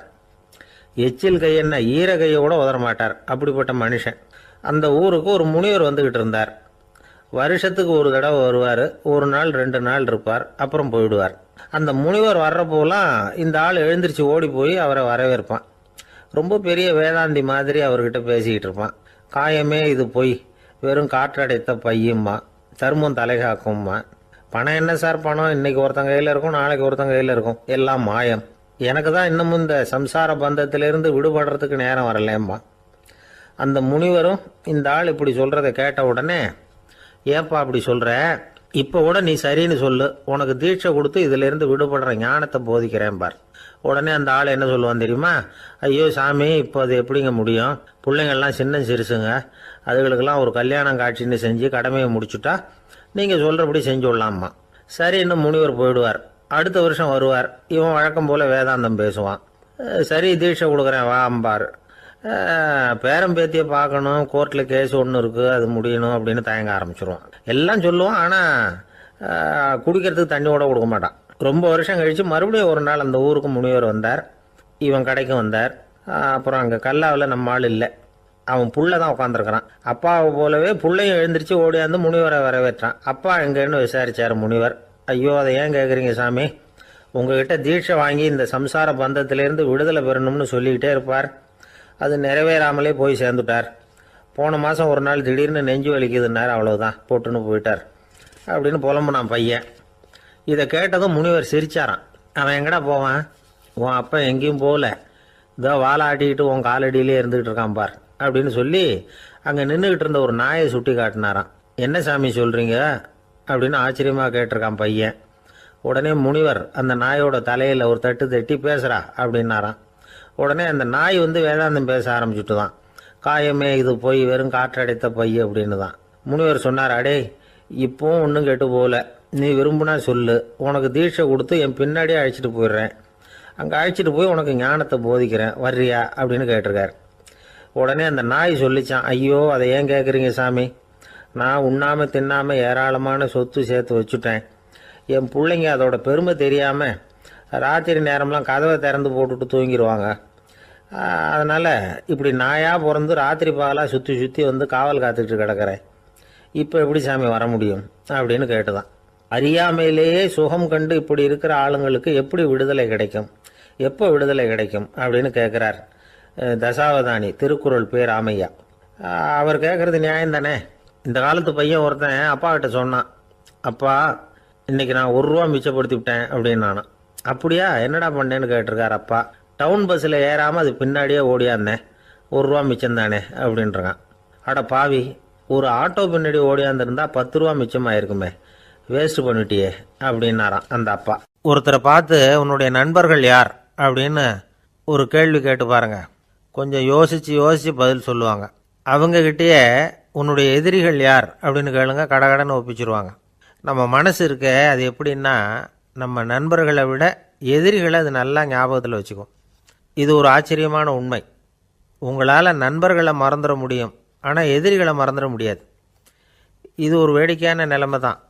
அழகான தருணங்களை நாம் ஏன் மறந்துடுறோம்? இது இயற்கை. ஏன்னா நம்ம மனசு மலர்களை கவனிக்கிறதில்ல, அதில் இருக்கிற முள்ளை தான் கவனிக்குது. தன்னை காயப்படுத்துகிற எதையும் அது உடனே கண்டுகொள்ளுது. ஒரு தெளிந்த சிந்தனை உடைய மனசு மிக அழகாக உள்ள எல்லாத்தையும் கவனிக்கும். அது நன்றியுடன் உணரக்கூடிய எல்லாத்தையும் பார்த்து குறிச்சிக்கும். இப்படிப்பட்டவங்க வாழ்க்கை இயல்பாகவே நல்லா அமையும். அது ரொம்ப அபூர்வம்.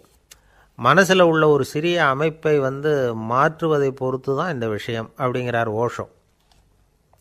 ஒரு யூத கோவில் இருந்து தான், அது யூதர்களின் மடமாகவும் இருந்தது. அங்கே ஒரு தலைமை குரு, அவர் ரொம்ப கண்டிப்பானவர். அந்த கோவிலை ஒட்டி ஒரு தோட்டம். ஒரு நாள் காலையில் அந்த தோட்டத்தில் 2 இளம் யூதர்கள் நடந்து போய்கிட்டு இருக்கிறாங்க. காலையில் 1 மணி நேரம், மாலையில் 1 மணி நேரம் அவங்க அந்த தோட்டத்தில் நடக்கிறதுக்கு அனுமதி உண்டு. மற்ற நேரங்களில் அவங்க மத புத்தகங்களை படிக்கணும், பிற விதிமுறைகளை கடைபிடிக்கணும். அந்த 2 பேருமே தொடர்ந்து புகைப்பிடிக்கிற பழக்கம் உள்ளவங்க. ஆனால் கோவில் மடத்தில் இருக்கிறப்போ அவங்க புகைப்பிடிக்க முடியாது, அது கடுமையான குற்றம். சரி, நாம் தோட்டத்தில் இருக்கிறப்போவாவது புகைப்பிடிக்கலாமா அப்படின்னு ஒரு ஆசை அவங்க 2 பேருக்குமே. இருந்தாலும் பயம். இப்படி கேட்டால் மதகுரு என்ன சொல்லுவாரோ அல்லது என்ன செய்வாரோங்கிற பயம். இப்படியே கொஞ்ச நாள் ஆச்சு. ஒரு நாள் இந்த 2 பேரில் ஒருத்தன் ரொம்ப கலங்கி போய் அந்த கோவிலிருந்து வெளியில் வந்துக்கிட்டு இருந்தான். வந்தவன் நேராக தோட்டத்து பக்கம் போனான். அங்கே இன்னொருத்தன் ஆனந்தமாக புகை பிடிச்சிக்கிட்டு இருக்கிறான். அதை பார்த்து தான் இவனுக்கு அதிர்ச்சி. அட கடவுளே, என்ன இது, நீ கேட்காமலே ஆரம்பிச்சிட்டியா அப்படின்னா. இல்லை நான் கேட்டுவிட்டு தான் ஆரம்பிச்சிருக்கேன்னா அவன். அப்படியா, என்ன மனுஷன் இவர், நானும் தான் கேட்டேன், என்னை கண்ணாபுண்ணான்னு திட்டிவிட்டார். இது என்ன கோவிலா இல்லை நரகமா? உனக்கு புகை பிடிக்கணும்னு ஆசையாக இருந்தால் நரகத்துக்கு போகணும்னு சொல்லிவிட்டார். அது சரி, உன்னை மட்டும் எப்படி அனுமதிச்சார் அப்படின்னு கேட்டான் இவன். அவன் சிரிச்சுக்கிட்டே, நீ எப்படி கேட்ட சொல்லு அப்படின்னா. நாம் இந்த தோட்டத்துக்கு வர அனுமதிக்கப்பட்டிருக்கிறதே ஜபத்துக்காகத்தானே, அதனால் நான் ஜபம் சொல்லும் பொழுது புகை பிடிக்கலாமா அப்படின்னு கேட்டேன். அதுக்கு தான் அவர் சத்தம் போட்டு என்னை அடிக்கவே வந்துட்டார் அப்படின்னா இவன். நீ ஒரு மாதிரியாக கேட்டிருக்க, நான் வேறு மாதிரியாக கேட்டிருக்கிறேன். ஜபம் சொல்லும்போது புகை பிடிக்கலாமான்னு நீ கேட்டிருக்க. ஐயா, புகை பிடிக்கும் பொழுது ஜபிக்கலாமா அப்படின்னு நான் கேட்டேன். அதில் தப்பு ஒன்றும் இல்லை அப்படின்னு பதில் சொல்லிட்டார் அப்படின்னா. ஒரு சிறிய மாற்றம்தான் அது மிகப்பெரிய மாறுதலை ஏற்படுத்தி விட்டது. மனசு நல்ல விதமாக சிந்திக்க ஆரம்பிச்சுட்டுதுன்னா மகிழ்ச்சிக்கு பஞ்சம் இல்லை. ஒரு கஞ்சன் ஆற்றுல விழுந்துட்டான், வெள்ளத்தில் தத்தளிச்சிக்கிட்டு இருக்கிறான். கரையில் நின்ன ஒருத்தர், உன் கையை கொண்டா இப்படி பிடிச்சி இழுத்து கரையில் சேர்த்து விடுறேன்னார். எதையும் கொடுத்து பழக்கம் இல்லாத அவன் கையையும் கொடுக்க மாட்டேன்னுட்டான். இவர் பார்த்தார், உன் கையை கொடுன்னு சொல்கிறதுக்கு பதிலாக நான் என் கையை கொடுக்குறேன் பிடிச்சிக்கோ அப்படின்னார். அவன் கப்புன்னு பிடிச்சிக்கிட்டான். ஒரு ஊரில் ஒரு மன்னர் இருந்தார், புத்தி கூர்மை உள்ள ஒரு மன்னர். பொதுவாக மன்னர்களுக்கு சந்தேகம் வந்தால் சபையில் உள்ள சான்றோர்கள்கிட்ட கேட்டு தெரிஞ்சுக்கிறது தானே வழக்கம். ஆனால் இங்கே அப்படி இல்லை. மற்றவங்களுக்கு சந்தேகம் வந்தால் மன்னர்கிட்ட வந்து கேட்டு தெரிஞ்சுக்குவாங்க. அது மாதிரி கேட்டு தெரிஞ்சுக்கிறதுக்காக ஒரு பெரியவர் ஒரு நாள் வந்தார். அவர் கையில் 3 பொம்மைகள் வச்சுருந்தார். 3 ஒரே மாதிரி பொம்மைகள், கொஞ்சம் கூட வித்தியாசம் தெரியல. ஏது இந்த பொம்மைன்னு கேட்டார் மன்னர்.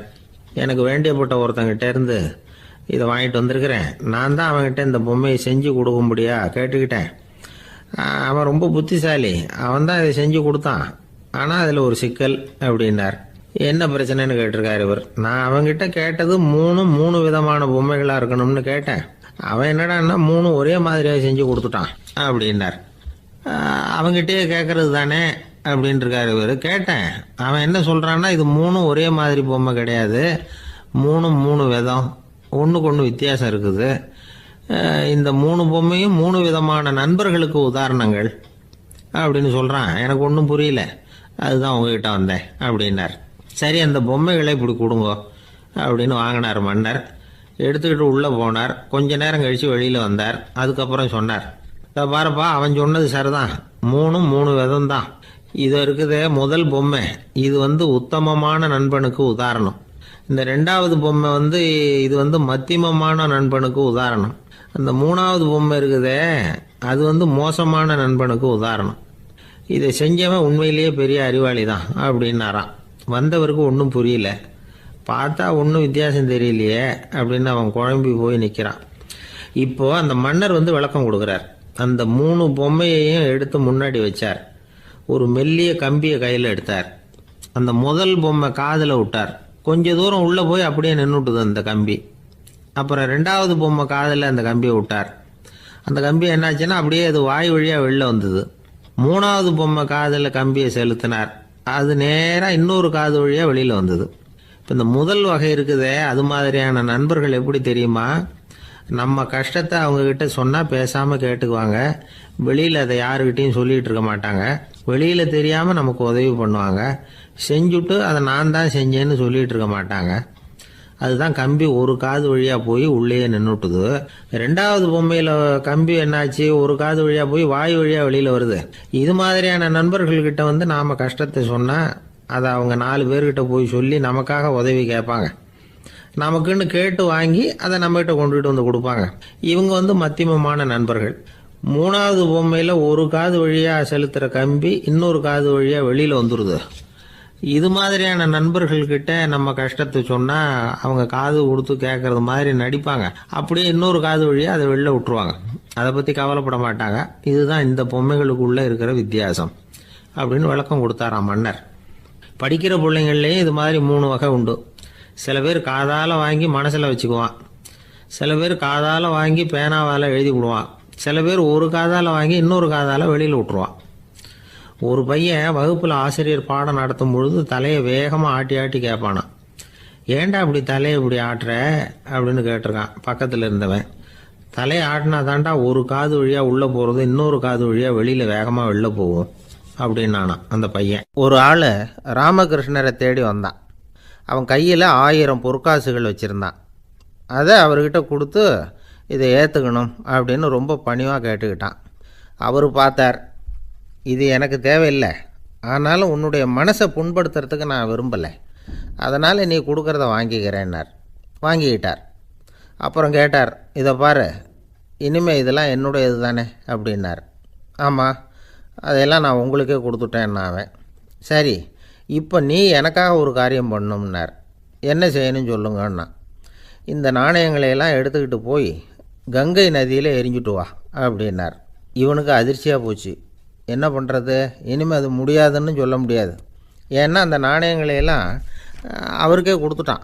இனிமேல் அதெல்லாம் இவனுடையது இல்லை. பேசாமல் அவ்வளோவே அள்ளிக்கிட்டு ஆத்தங்கரைக்கு போனான். போனவன் ரொம்ப நேரம் திரும்பியே வரல. ராமகிருஷ்ணருக்கு சந்தேகம், என்ன ஆச்சு அந்த மனுஷனுக்கு, காசுகளோடு அந்த கங்கையில் குதிச்சுட்டானா, போகும்பொழுதே ஒரு மாதிரியாக தான் போனான், போய் என்னன்னு பார்த்துட்டு வாங்க அப்படின்னார். அங்கே இருந்த ஒருத்தர் ஓடி போய் பார்த்தார். அவர் போய் பார்க்கும்பொழுது அவன் அங்கேயே இருந்தான். அதுக்கப்புறம் அவர் திரும்பி வந்தார். வந்து விவரத்தை சொன்னார். அதாவது அவன் கங்கை கரையில் உட்காந்துக்கிட்டு ஒவ்வொரு நாணயமாக 1 2ன்னு எண்ணி எண்ணி வீசிக்கிட்டு இருக்கிறான். அவனை சுற்றி ஒரு கும்பல் நின்றுக்கிட்டு அவனை தடுத்துக்கிட்டு இருக்குது அப்படின்னு விவரத்தை சொன்னார் போயிட்டு வந்தவர். இதை கேட்டதும் ராமகிருஷ்ணரே புறப்பட்டு அங்கே போனாராம். என்ன இப்படி பண்ணிகிட்ருக்கிற? நான் உன்னை அந்த நாணயங்களை கங்கையில் வீசி எறிய சொன்னேன், நீ ஏன் அதை எண்ணிக்கிட்டு இருக்கிற அப்படின்னார். பழக்கம்தான் காரணம், நான் ஒவ்வொரு நாளும் ஒவ்வொன்றா சேமித்து வச்சேன், இன்றைக்கி என்கிட்ட நிறைய இருக்குது, உங்களுக்கு ஒரு 1000 நாணயங்களை கொடுக்கணுங்கிறது என்னோடய ஆசை அப்படின்னா. இப்போ ராமகிருஷ்ணர் சொன்னார், ஒரே நேரத்தில் எல்லாத்தையும் சம்பாதிச்சிருந்தா நீ எண்ணுறது பொருத்தமாக இருக்கும். எல்லாத்தையும் இழக்கும்போது ஒவ்வொன்றா எண்ணிக்கிட்டு இழக்கிறதுங்கிறது சரியான செயல் இல்லை. அதனால் ஒரே தடவையாக எல்லாத்தையும் தூக்கி எறிஞ்சிடும் அப்படின்னார். இது இழப்பது அப்படிங்கிற ஒரு உயர்ந்த நிலை. இதை நாம் யதார்த்த வாழ்க்கையில் சம்மந்தப்படுத்தி பார்த்து குழப்பிக்கிட்டு இருக்கக்கூடாது. இழக்கிறேன்னு சொல்லிக்கிட்டு இருக்கிற காசையெல்லாம் ஆற்றுலையும் குளத்துலையும் கொண்டு போய் எறிஞ்சிட்டு வாங்க அப்படின்னு உபதேசம் பண்ணுறதாக யாரும் நினச்சிடக்கூடாது. இதில் நாம் புரிஞ்சிக்க வேண்டியது என்னென்னா, எதையாவது ஒன்றை இன்னொருத்தருக்கு கொடுக்கணும் அப்படின்னு விருப்பப்பட்டால் அதை மனப்பூர்வமாக கொடுத்துடணும். கொடுத்துட்டு அதையே நினச்சிக்கிட்டு இருக்கக்கூடாது. நம்மால் ஒருத்தர் ஒரு 100 ரூபா நோட்டை தன்னுடைய நண்பர் ஒருத்தர்கிட்ட கொடுத்து, இது உனக்கு தான் வச்சுக்கோ அப்படின்னார். அவர் பார்த்தார், இது இனிமேல் எனக்கு தானே சொந்தம் அப்படின்னார். ஆமான்னார் அவர். அப்படின்னா எனக்காக நீ ஒரு உதவி செய்யணும்னார். சொல்லுங்கள் செய்கிறேன்னார் அவர். இந்த 100 ரூபா நோட்டை தீ வச்சு கொளுத்தி விடுன்னார். இவர் அதிர்ச்சியாகி அவரை பார்த்தார். இப்போ அவர் சொன்னார், நீ எனக்கு அன்பாக கொடுத்தது இது, இந்த நோட்டு கள்ள நோட்டுங்கிறது எனக்கு முன்னாடியே தெரியும், சீக்கிரம் கொளுத்தி விடு, அதுதான் நம்ம 2 பேருக்குமே நல்லது அப்படின்னாராம் அவர். ஒரு மாணவனை பார்த்தேன், என்ன தம்பி படிப்புலாம் எப்படி இருக்குது அப்படின்னு விசாரித்தேன். அவன் ரொம்ப அழுத்துக்கிட்டான். நான் நல்லா தான் சார் படிக்கிறேன், இருந்தாலும் புத்தியில் சரியாக ஏற மாட்டேங்குது சார் அப்படின்னா. சரி, இவனும் நம்ம ரகம்தான் அப்படின்னு சொல்லி முடிவு பண்ணிக்கிட்டோம். கல்வி கற்கக்கூடிய ஒரு மாணவன் சம்பந்தப்படுற புத்திகள் பல வகை. அதை பற்றி ஒரு பெரியவர் விளக்கி இருக்கிறார். மிருத்து புத்தின்னு ஒன்று இருக்குதான். மிருத்துன்னா மண். மண்ணால் செவுறு கட்டுறோம்ல, மண் சுவரில் ஆணி அடிக்கிறதும் சுலபம், அதை பிடுங்கி எடுக்கிறதும் சுலபம். அது மாதிரி சில பேர் குரு சொல்லி கொடுக்குறத சுலபமாக கேட்டு தெரிஞ்சு வச்சுக்குவாங்க, கொஞ்ச நேரத்தில் சுலபமாக மறந்தும் போயிடுவாங்க. இது மிருத்து புத்தின்னு பேர், மண் புத்தி. தாரு புத்தின்னு ஒன்று உண்டான். தாருன்னா மரம். அதில் பச்சை மரத்தில் ஆணி அடிக்கிறது சுலபம், ஆனால் அதை எடுக்கிறது கஷ்டம். அது மாதிரி ஆசிரியர்கிட்டேருந்து கேட்டதை கவனமாக மனசில் பதிய வச்சுக்கிட்டு அதை மறக்காமல் இருக்கிறது தாரு புத்தி. பட்டை மரமாக இருந்தால் அதில் ஆணி அடிக்கிறதும் கஷ்டம், அடிக்கிற ஆணியும் சீக்கிரம் நழுவிடும். அது மாதிரி கேட்குற விஷயம் மனசில் பதியறதும் கஷ்டம். அப்படியே பதிஞ்சாலும் அது நீடிச்சு இருக்கிறதும் கஷ்டம், கொஞ்ச காலத்தில் மறந்துடும். இன்னொரு வகை புத்தி ஒன்று உண்டு, அதுக்கு பேர் சிலா புத்தின்னு பேர். சிலான்னா கல். ஒரு கருங்கல்லில் 4 துளையை போட்டு ஒரு துளையில் உளியை வச்சு அடித்தா மற்ற துளை வழியாகவும் பிளந்து கல் 2 ஆகிடும். அது மாதிரி சந்தியான இடங்களில் குறிப்பாக ஒரு பொருளை சொன்னால் அதை வச்சுக்கிட்டு மற்றதையும் தெரிஞ்சுக்கிறது, அது சிலா புத்தின்னு பேர். வேணு புத்தின்னா என்ன தெரியுமா? வேணுன்னா மூங்கில். மூங்கில் கணுவில் ஒரு பக்கம் உளியை வச்சு அடித்தா 2 பக்கமும் பிளந்துடும். அது மாதிரி ஒரு செய்தியை கேட்டுக்கிட்டு இருக்கிறப்பவே அதோட முன்பின் தொடர்களையும் தெரிஞ்சுக்கணும், அது வேணு புத்தி. தைல புத்தின்னு ஒன்று உண்டு. தைலம்ங்கிறது எண்ணெய். தண்ணியில் ஒரு துளி எண்ணெயை விட்டால் அது தண்ணி பூரா பரவி போடுதில்ல, அது இப்படி பரவுறது மாதிரி ஆசிரியர் சுருக்கமாக ஒரு கருத்தை சொன்னால் அதை வச்சுக்கிட்டு பூரா விஷயங்களையும் தெரிஞ்சுக்கணும், அது தைல புத்தி. கற்பூர புத்தின்னு ஒன்று கேள்விப்பட்டிருக்கோம். அது எப்படின்னா, கற்பூரம் தீ பட்ட உடனே பிடிச்சிக்கும். ஆசிரியர் சொன்ன உடனே நுண்ணறிவோட பாடங்களை புரிஞ்சுக்கிறது இந்த வகை புத்தி. கரி புத்தின்னு ஒன்று.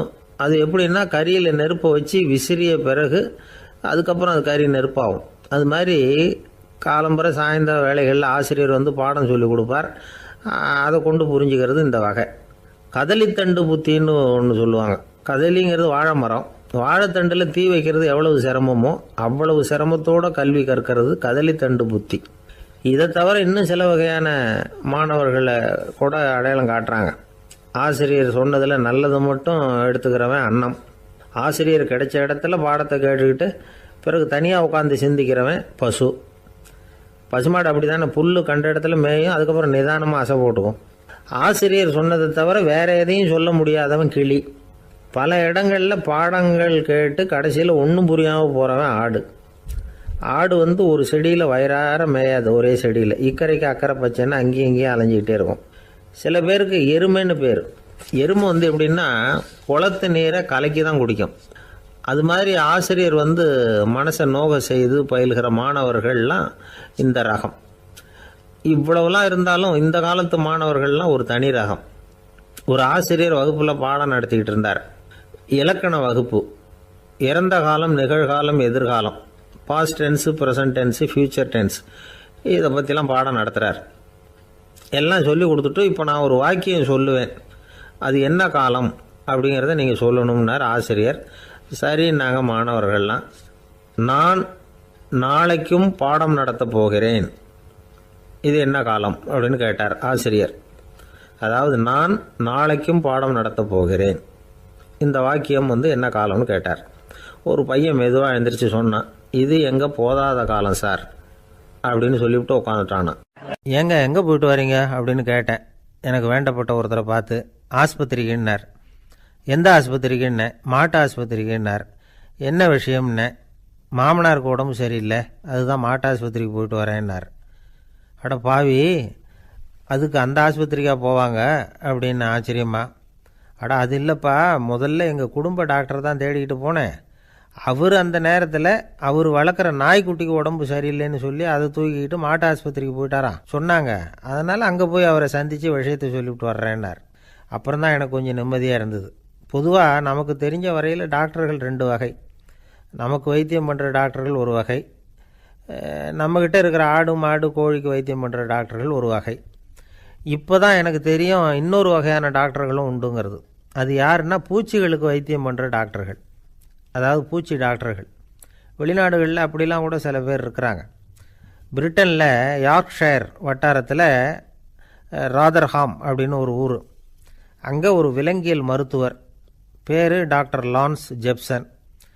அவர் ஆஸ்பத்திரி வாசலில் பார்த்தீங்கன்னா தினமும் நிறைய பேர் நின்றுக்கிட்டு இருப்பாங்க. கையில் கண்ணாடி குடுவை, தகர டப்பா இப்படி ஏதாவது இருக்கும். அதுக்குள்ளே ஏதாவது பூச்சிகள் இருக்கும். அதுக்கு வைத்தியம் பண்ணுறதுக்காக வந்தவங்க தான் அவங்கெல்லாம். சிலந்தி பூச்சி, பல்லி, தேளு, பாம்பு இப்படி ஏதாவது இருக்கும். பொழுதுபோக்காக சில பேர் நாய், பூனை, கிளி, மைனா, புறா இப்படி ஏதாவது வளர்க்குறாங்கல்ல, அது மாதிரி இப்போல்லாம் தேளு, பல்லி, பாம்பு, பூச்சி இதையெல்லாம் வளர்க்க ஆரம்பிச்சிட்டாங்களாம். இது ஒரு புது ஃபேஷன். இப்போ கூண்டுக்குள்ளே டப்பாக்குள்ளே போட்டு வளர்க்குறது, அதுக்கு ஏதாவது நோய் வந்துட்டுதுன்னா வைத்தியம் பண்ணுறதுக்கு டாக்டர்கிட்ட வந்துட வேண்டியது, இப்படி இந்த பழக்கம்லாம் நிறையா வந்துட்டுது. ரத்தம் உறிஞ்சிற அட்டைகள் கூட இவங்ககிட்ட வைத்தியத்துக்கு வருதான். சிலந்திகளில் செங்கால் சிலந்தின்னு ஒரு வகை. மத்திய அமெரிக்க காடுகளில் இது அதிகம். சிலந்திகள்லேயே ரொம்ப விலை உசந்தது இந்த ரகம்தான். கால்களில் சிவப்பு கோடுகள் இருக்கும். இந்த இனம் வந்து இப்போ குறைஞ்சிக்கிட்டே வர்றதுனால சர்வதேச விதிகளின்படி இவற்றின் ஏற்றுமதி இறக்குமதிக்கு தடை விதிக்கப்பட்டிருக்குது. அதனால் இதை வளர்க்குறவங்க வீட்டுக்குள்ளேயே இனவிருத்தி மூலமாக பெருக்கி விற்பனை பண்ணிட்டு வராங்களாம். அந்த வகை சிலந்திகள் தான் இப்போ வைத்தியத்துக்கு அதிகமாக வருதான். சரி, இதுக்கெல்லாம் எப்படி வைத்தியம் பண்ணுறாங்க? முதல்ல அதை வந்து குளிர்பதன பெட்டியின் வழுவழுப்பான சுவரில் விட்ட உடனே அதெல்லாம் மெதுவாக இறங்கி வரும். அப்போ அதன் நோயை கண்டுபிடிக்கிறது சுலபம். அப்புறம் அதுக்கு கிருமிகளை கொல்லக்கூடிய மருந்துகளையோ வலி நிவாரண மருந்துகளையோ கொடுப்பாங்க. கால் உடைஞ்ச சிலந்திகளுக்கு பசையை கொண்டு ஆப்ரேஷன் பண்ணுவாங்க. சில சிலந்திகளுக்கு உடஞ்ச காலை எடுத்துட்டா புதிய கால் வளர்ந்துடும். சிலந்திகளை வந்து மனிதர்கள் கையில் எடுக்கிறப்போ அது பயந்து போய் கீழே குதிக்குது, அதனால் கால் உடஞ்சி விடுது, இல்லைன்னா வயிறு சேதமடையுது. அந்த நிலைமையில் வர்ற சிலந்திகளுக்கு மயக்க மருந்து கொடுத்து ஆப்ரேஷன்லாம் கூட பண்ணுறாங்களாம். பார்த்தீங்களா பூச்சிகளுக்கு வந்த வாழ்வே. நம்ம ஊர்லேயும் வீடுகளில் பூச்சிகள் வளர்க்குறது உண்டு. ஒருத்தர் வந்தார், எனக்கு 3000 கரப்பாம்பூச்சி அவசரமாக தேவைப்படுது, எங்கே கிடைக்கும்னு கேட்டார். கரப்பாம்பூச்சியா, அது என்னத்துக்குன்னு கேட்டோம். அது வந்து வேறு ஒன்றும் இல்லை, நான் குடியிருக்கிற வாடகை வீட்டை காலி பண்ண போகிறேன். வீட்டு சொந்தக்காரர் என்ன சொல்கிறாருன்னா, இந்த வீட்டுக்கு நான் குடி வந்தப்போ எப்படி இருந்ததோ அதே நிலைமையில் விட்டுட்டு போகணும்னு வீட்டுக்காரர் சொல்லியிருக்கிறார், அதனால தான் கேட்டேன் அப்படின்னார். ஒருத்தர் சிகரெட்டும் கையுமா வந்தார். சார், இந்த புகைப்பிடிக்கிற பழக்கத்தை நிறுத்தி போடணும்னு தான் பார்க்குறேன், முடியலன்னார். புகைப்பிடிக்கிறத நிறுத்துறது ரொம்ப சுலபம் சார் அப்படின்னார் இன்னொருத்தர். எப்படி சொல்கிறீங்கன்னு கேட்டார் அவர். நான் கூட ஏற்கனவே 10 தடவை அந்த பழக்கத்தை நிறுத்தி இருக்கிறேன் சார் அப்படின்னார் இவர். இதிலேருந்து என்ன தெரியுது? புகைப்பழக்கத்தை திடீர்னு விட்டு விடுறதுங்கிறது ரொம்ப கஷ்டம்னு தெரியுது. இருந்தாலும் இது சம்பந்தமான ஆராய்ச்சி, அனுபவம், இது ரெண்டையும் அடிப்படையாக வச்சு சில வழிமுறைகளை சொல்கிறாங்க. அதாவது புகைப்பிடிக்கிறத நிறுத்துறதுக்கு 10 வழிகள் உண்டு அப்படின்னு சொல்கிறாங்க. அது என்னங்கிறது தெரிஞ்சுக்கிட்டா உபயோகப்படுதான்னு பார்க்கலாமே. முதல் கருத்து என்னன்னா, கொஞ்ச நாளைக்கு புகைப்பிடிக்கிற நண்பர்களை விட்டு விலகி இருக்கணும். இதனால் புகைப்பிடிக்கிற ஆசை குறையும். அந்த பழக்கத்தை மறுபடியும் ஆரம்பிக்கப்படாதுங்கிற எண்ணம் உறுதிப்படும். ரெண்டாவது கருத்து, புகைப்பிடிக்கிறதை எதிர்த்து தீவிரமாக பிரச்சாரம் செய்ய ஆரம்பிச்சிடணும். அது அடுத்தவங்களுக்கும் உபயோகப்படும், உங்களுக்கும் உபயோகப்படும். உங்கள் உள்ளுணர்வை அது தூண்டும், உங்களை உறுதி கொள்ள வைக்கும். மூன்றாவது கருத்து என்னன்னா, தினமும் 2 தடவை குளிக்கணும். எப்படி தெரியுமா? முதல்ல வெது வெதுப்பான தண்ணீர், அப்புறம் குளிர்ந்த தண்ணீர், இப்படி மாறி மாறி குளிக்கணுமா. நாலாவது கருத்து, உடற்பயிற்சிகள் செய்யணும். மூச்சு வாங்குற மாதிரியான பயிற்சிகள் ரொம்ப நல்லதான். பிராணாயாமம் அப்படிங்கிற மூச்சு பயிற்சி ரொம்ப நல்லதுங்கிறாங்க. அப்புறம் ஐந்தாவது கருத்து, சாப்பாடு மிதமாக இருக்கணும், சீராக இருக்கணும். பச்சை காய்கறிகள், பழங்கள் சாப்பாட்டில் சேர்த்துக்கலாம். அடிக்கடி கொஞ்சம் கொஞ்சமாக சாப்பிட்டு ரத்தத்தில் சர்க்கரையின் அளவை பராமரிக்கணும். இது நரம்புகளை அமைதிப்படுத்தும். ஆறாவது கருத்து என்னன்னா, ரொம்ப நேரம் பசியோடு இருக்கக்கூடாது. புகைப்பிடிக்கிறத நிறுத்த முயற்சி செய்யும் பொழுது எடை குறைப்பு நடவடிக்கைகளை மேற்கொள்ளக்கூடாது. ஏழாவது கருத்து, காப்பி, தேநீர், மதுபானம், அப்புறம் போதைப் பொருள்கள் கலந்த உணவுகள் இதெல்லாம் வேணாம். புகைப்பிடிக்கிறத அதெல்லாம் ஊக்கப்படுத்தும். கடுகு, மிளகு, அப்புறம் காரமான பொருள்களை தவிர்க்கணும். உப்பு அளவை குறைக்கணும். தினமும் 10 குவளை தண்ணீராவது குடிக்கணும். வெறும் தண்ணி புகைப்பிடிக்கிற ஆவலை தணிக்குதான். எட்டாவது கருத்து, கையில் சிகரெட்டு, புகையில ஏதாவது இருந்தால் உடனே தூக்கி எறிஞ்சிருங்க. அது கையில் இருக்கிற வரைக்கும் புகைப்பிடிக்கிற ஆசை வந்துக்கிட்டே இருக்கும். 9வது கருத்து என்னன்னா, இறை நம்பிக்கை உள்ளவங்க புகைப்பிடிக்கிற எண்ணம் வர்றப்போவெல்லாம் பிரார்த்தனை செய்ய ஆரம்பிச்சுடலாம். 10வது கருத்து, உங்களுக்கு ரொம்பவும் வேண்டியவங்க யாரோ அவங்கக்கிட்ட எல்லாம் நீங்கள் புகைப்பிடிக்கிறத நிறுத்தி விட்டதா சொல்லிவிடுங்க. இந்த 10 வழிகளையும் கடைபிடிக்க ஆரம்பிச்சுட்டா புகைப்பிடிக்கும் பழக்கத்தை நிறுத்தி விடலாம் அப்படின்னு சொல்கிறாங்க அனுபவப்பட்டவங்க. முயற்சி பண்ணி பார்க்கலாம். ஒரு முக்கியமான இடத்துல நின்றுக்கிட்டு இருந்தார் ஒருத்தர். அங்கே இன்னொருத்தர், ஏன் சார் இந்த இடத்துல சிகரெட் பிடிக்கலாமா அப்படின்னு அனுமதி கேட்டார். இந்த இடத்துல சிகரெட் பிடிக்கக்கூடாதுங்க அப்படின்னாரு இவர். நீங்கள் இப்படி சொல்கிறீங்க, ஆனால் இந்த இடத்துல கீழே நிறைய சிகரெட் துண்டுகள் கிடக்குதே, அவங்கெல்லாம் யார்? அவங்கெல்லாம் உங்கள் மாதிரி என்கிட்ட அனுமதி கேட்காதவங்க அப்படின்னாராம் இவர். உலகத்தில் எது எதுக்கும் ஆராய்ச்சி கூடங்கள் இருக்குதுல்ல, அது மாதிரி தூக்கத்தை பற்றி ஆராய்ச்சி பண்ணுறதுக்கு ஒரு ஆராய்ச்சி கூடம் இருக்குது. அப்படி ஆராய்ச்சி பண்ணணும்னா அதுக்கு மூழ்கிக்கிட்டு இருக்கணும்ல. அதனால தான் அந்த ஆராய்ச்சி கூடம் இங்கே இல்லை. அமெரிக்காவில் பாஸ்டன் பல்கலைக்கழக மருத்துவமனையில் அது இருக்குது. அங்கே தூக்கத்தை பற்றி பலவிதமான ஆராய்ச்சிகள் பண்ணிகிட்டு இருக்கிறாங்க. அந்த ஆராய்ச்சி கூடத்தில் இயக்குனராக இருக்கிற ஒரு நிபுணர், அவர் என்ன சொல்கிறார் தெரியுமா? உங்களுக்கு தூக்கம் வரலையா, நீங்கள் நல்லா தூங்கிறதுக்கு தாராளமாக சில யோசனைகளை என்னால் சொல்ல முடியும் அப்படிங்கிறார். யோசனை தானே, காசா பணமாக கேட்டு வச்சுக்கலாமே. உணவு, மனநிலை, தூங்கும் இடத்தோட சூழ்நிலை, படுக்கைக்கு செல்கிறப்போ உள்ள பழக்க வழக்கங்கள், இது காரணமாக ஒருத்தருக்கு தூக்கம் வராமல் போகலாம். தூக்கம் வராததுக்கு இதுதான் காரணம்னா அதையெல்லாம் சுலபமாக கட்டுப்படுத்தலாங்கிறார் அவர். தூக்கத்தை வரவழைக்கக்கூடிய ஒரு நல்ல மருந்து உடற்பயிற்சி. ஆனால் ஒன்று, படுக்க போகிற நேரத்தில் இது மாதிரி உடற்பயிற்சிகள் எல்லாம் செய்யக்கூடாது. கொஞ்சம் முன்னாடி பகல்லையே இந்த பயிற்சிகளை செய்கிறது நல்லது. தூக்கம் வராமல் அவதிப்படுறவங்க பிற்பகல் நேரங்களில் காஃபி, டீ இது மாதிரி பானங்களை சாப்பிடக்கூடாது. மது அருந்துறது கூட தூக்கத்தை பாதிக்கும். வெது வெதுப்பான நீரில் குளிக்கிறது, தியானத்தில் ஈடுபடுறது, ஓய்வாக இருக்கிறது, படுக்கிறது, அதாவது படுக்கிறதுக்கு முன்னாடி ஒரு குவளை பால் சாப்பிட்றது, இதெல்லாம் தூக்கத்தை வரவழைக்கிறது ரொம்ப உதவியாக இருக்கும். இன்னொரு விஷயம் என்னென்னா, தூங்கி ஆகணுமேங்கிற கவலை வேண்டியதில்லை. அப்படி நினச்சி கவலைப்படுறதை விட்டுடணும். தூக்கம் வரலையா, உடனே படுக்கையை விட்டு எழுந்திருக்க வேண்டியது. வெளியில் வாங்க, வேறு ஏதாவது வேலையில் ஈடுபடுங்க, கொஞ்சம் நேரம் உலாவுங்க, அல்லது ஏதாவது ஒரு புத்தகத்தை எடுத்து படிங்க. களைப்பு ஏற்பட்டால் மறுபடியும் படுக்கைக்கு போங்க, தூக்கம் தானே வந்துடும். ஒரு விஷயத்தை மட்டும் நல்லா ஞாபகத்தில் வச்சுக்கணும். படுக்கைக்கு போகிறப்போ உங்கள் மற்ற எல்லா பிரச்சனைகளையும் மறந்துடணும். அது எப்படி சார் முடியும்? அந்த நேரம் தானே எல்லா பிரச்சனையும் வரிசையாக ஞாபகத்துக்கு வருது அப்படின்னு நாம் நினைக்கலாம். ஆனால் பழக்கத்தில் அதை நாம் மாற்றிக்க முடியும். கொஞ்சம் முயற்சி பண்ணணும், அவ்வளோதான். இது எல்லாமே ஆராய்ச்சி பண்ணி பார்த்துட்டு அந்த நிபுணர் சொல்கிற கருத்து தான். இன்னொரு விஷயமும் அவர் சொல்கிறார். அது என்னென்னா, உடல் கோளாறு காரணமாக தூக்கம் வராமல் அவதிப்படுறவங்களுக்கெல்லாம் இந்த யோசனைகள் சரியாக வராது அப்படிங்கிறார். அதுக்கெல்லாம்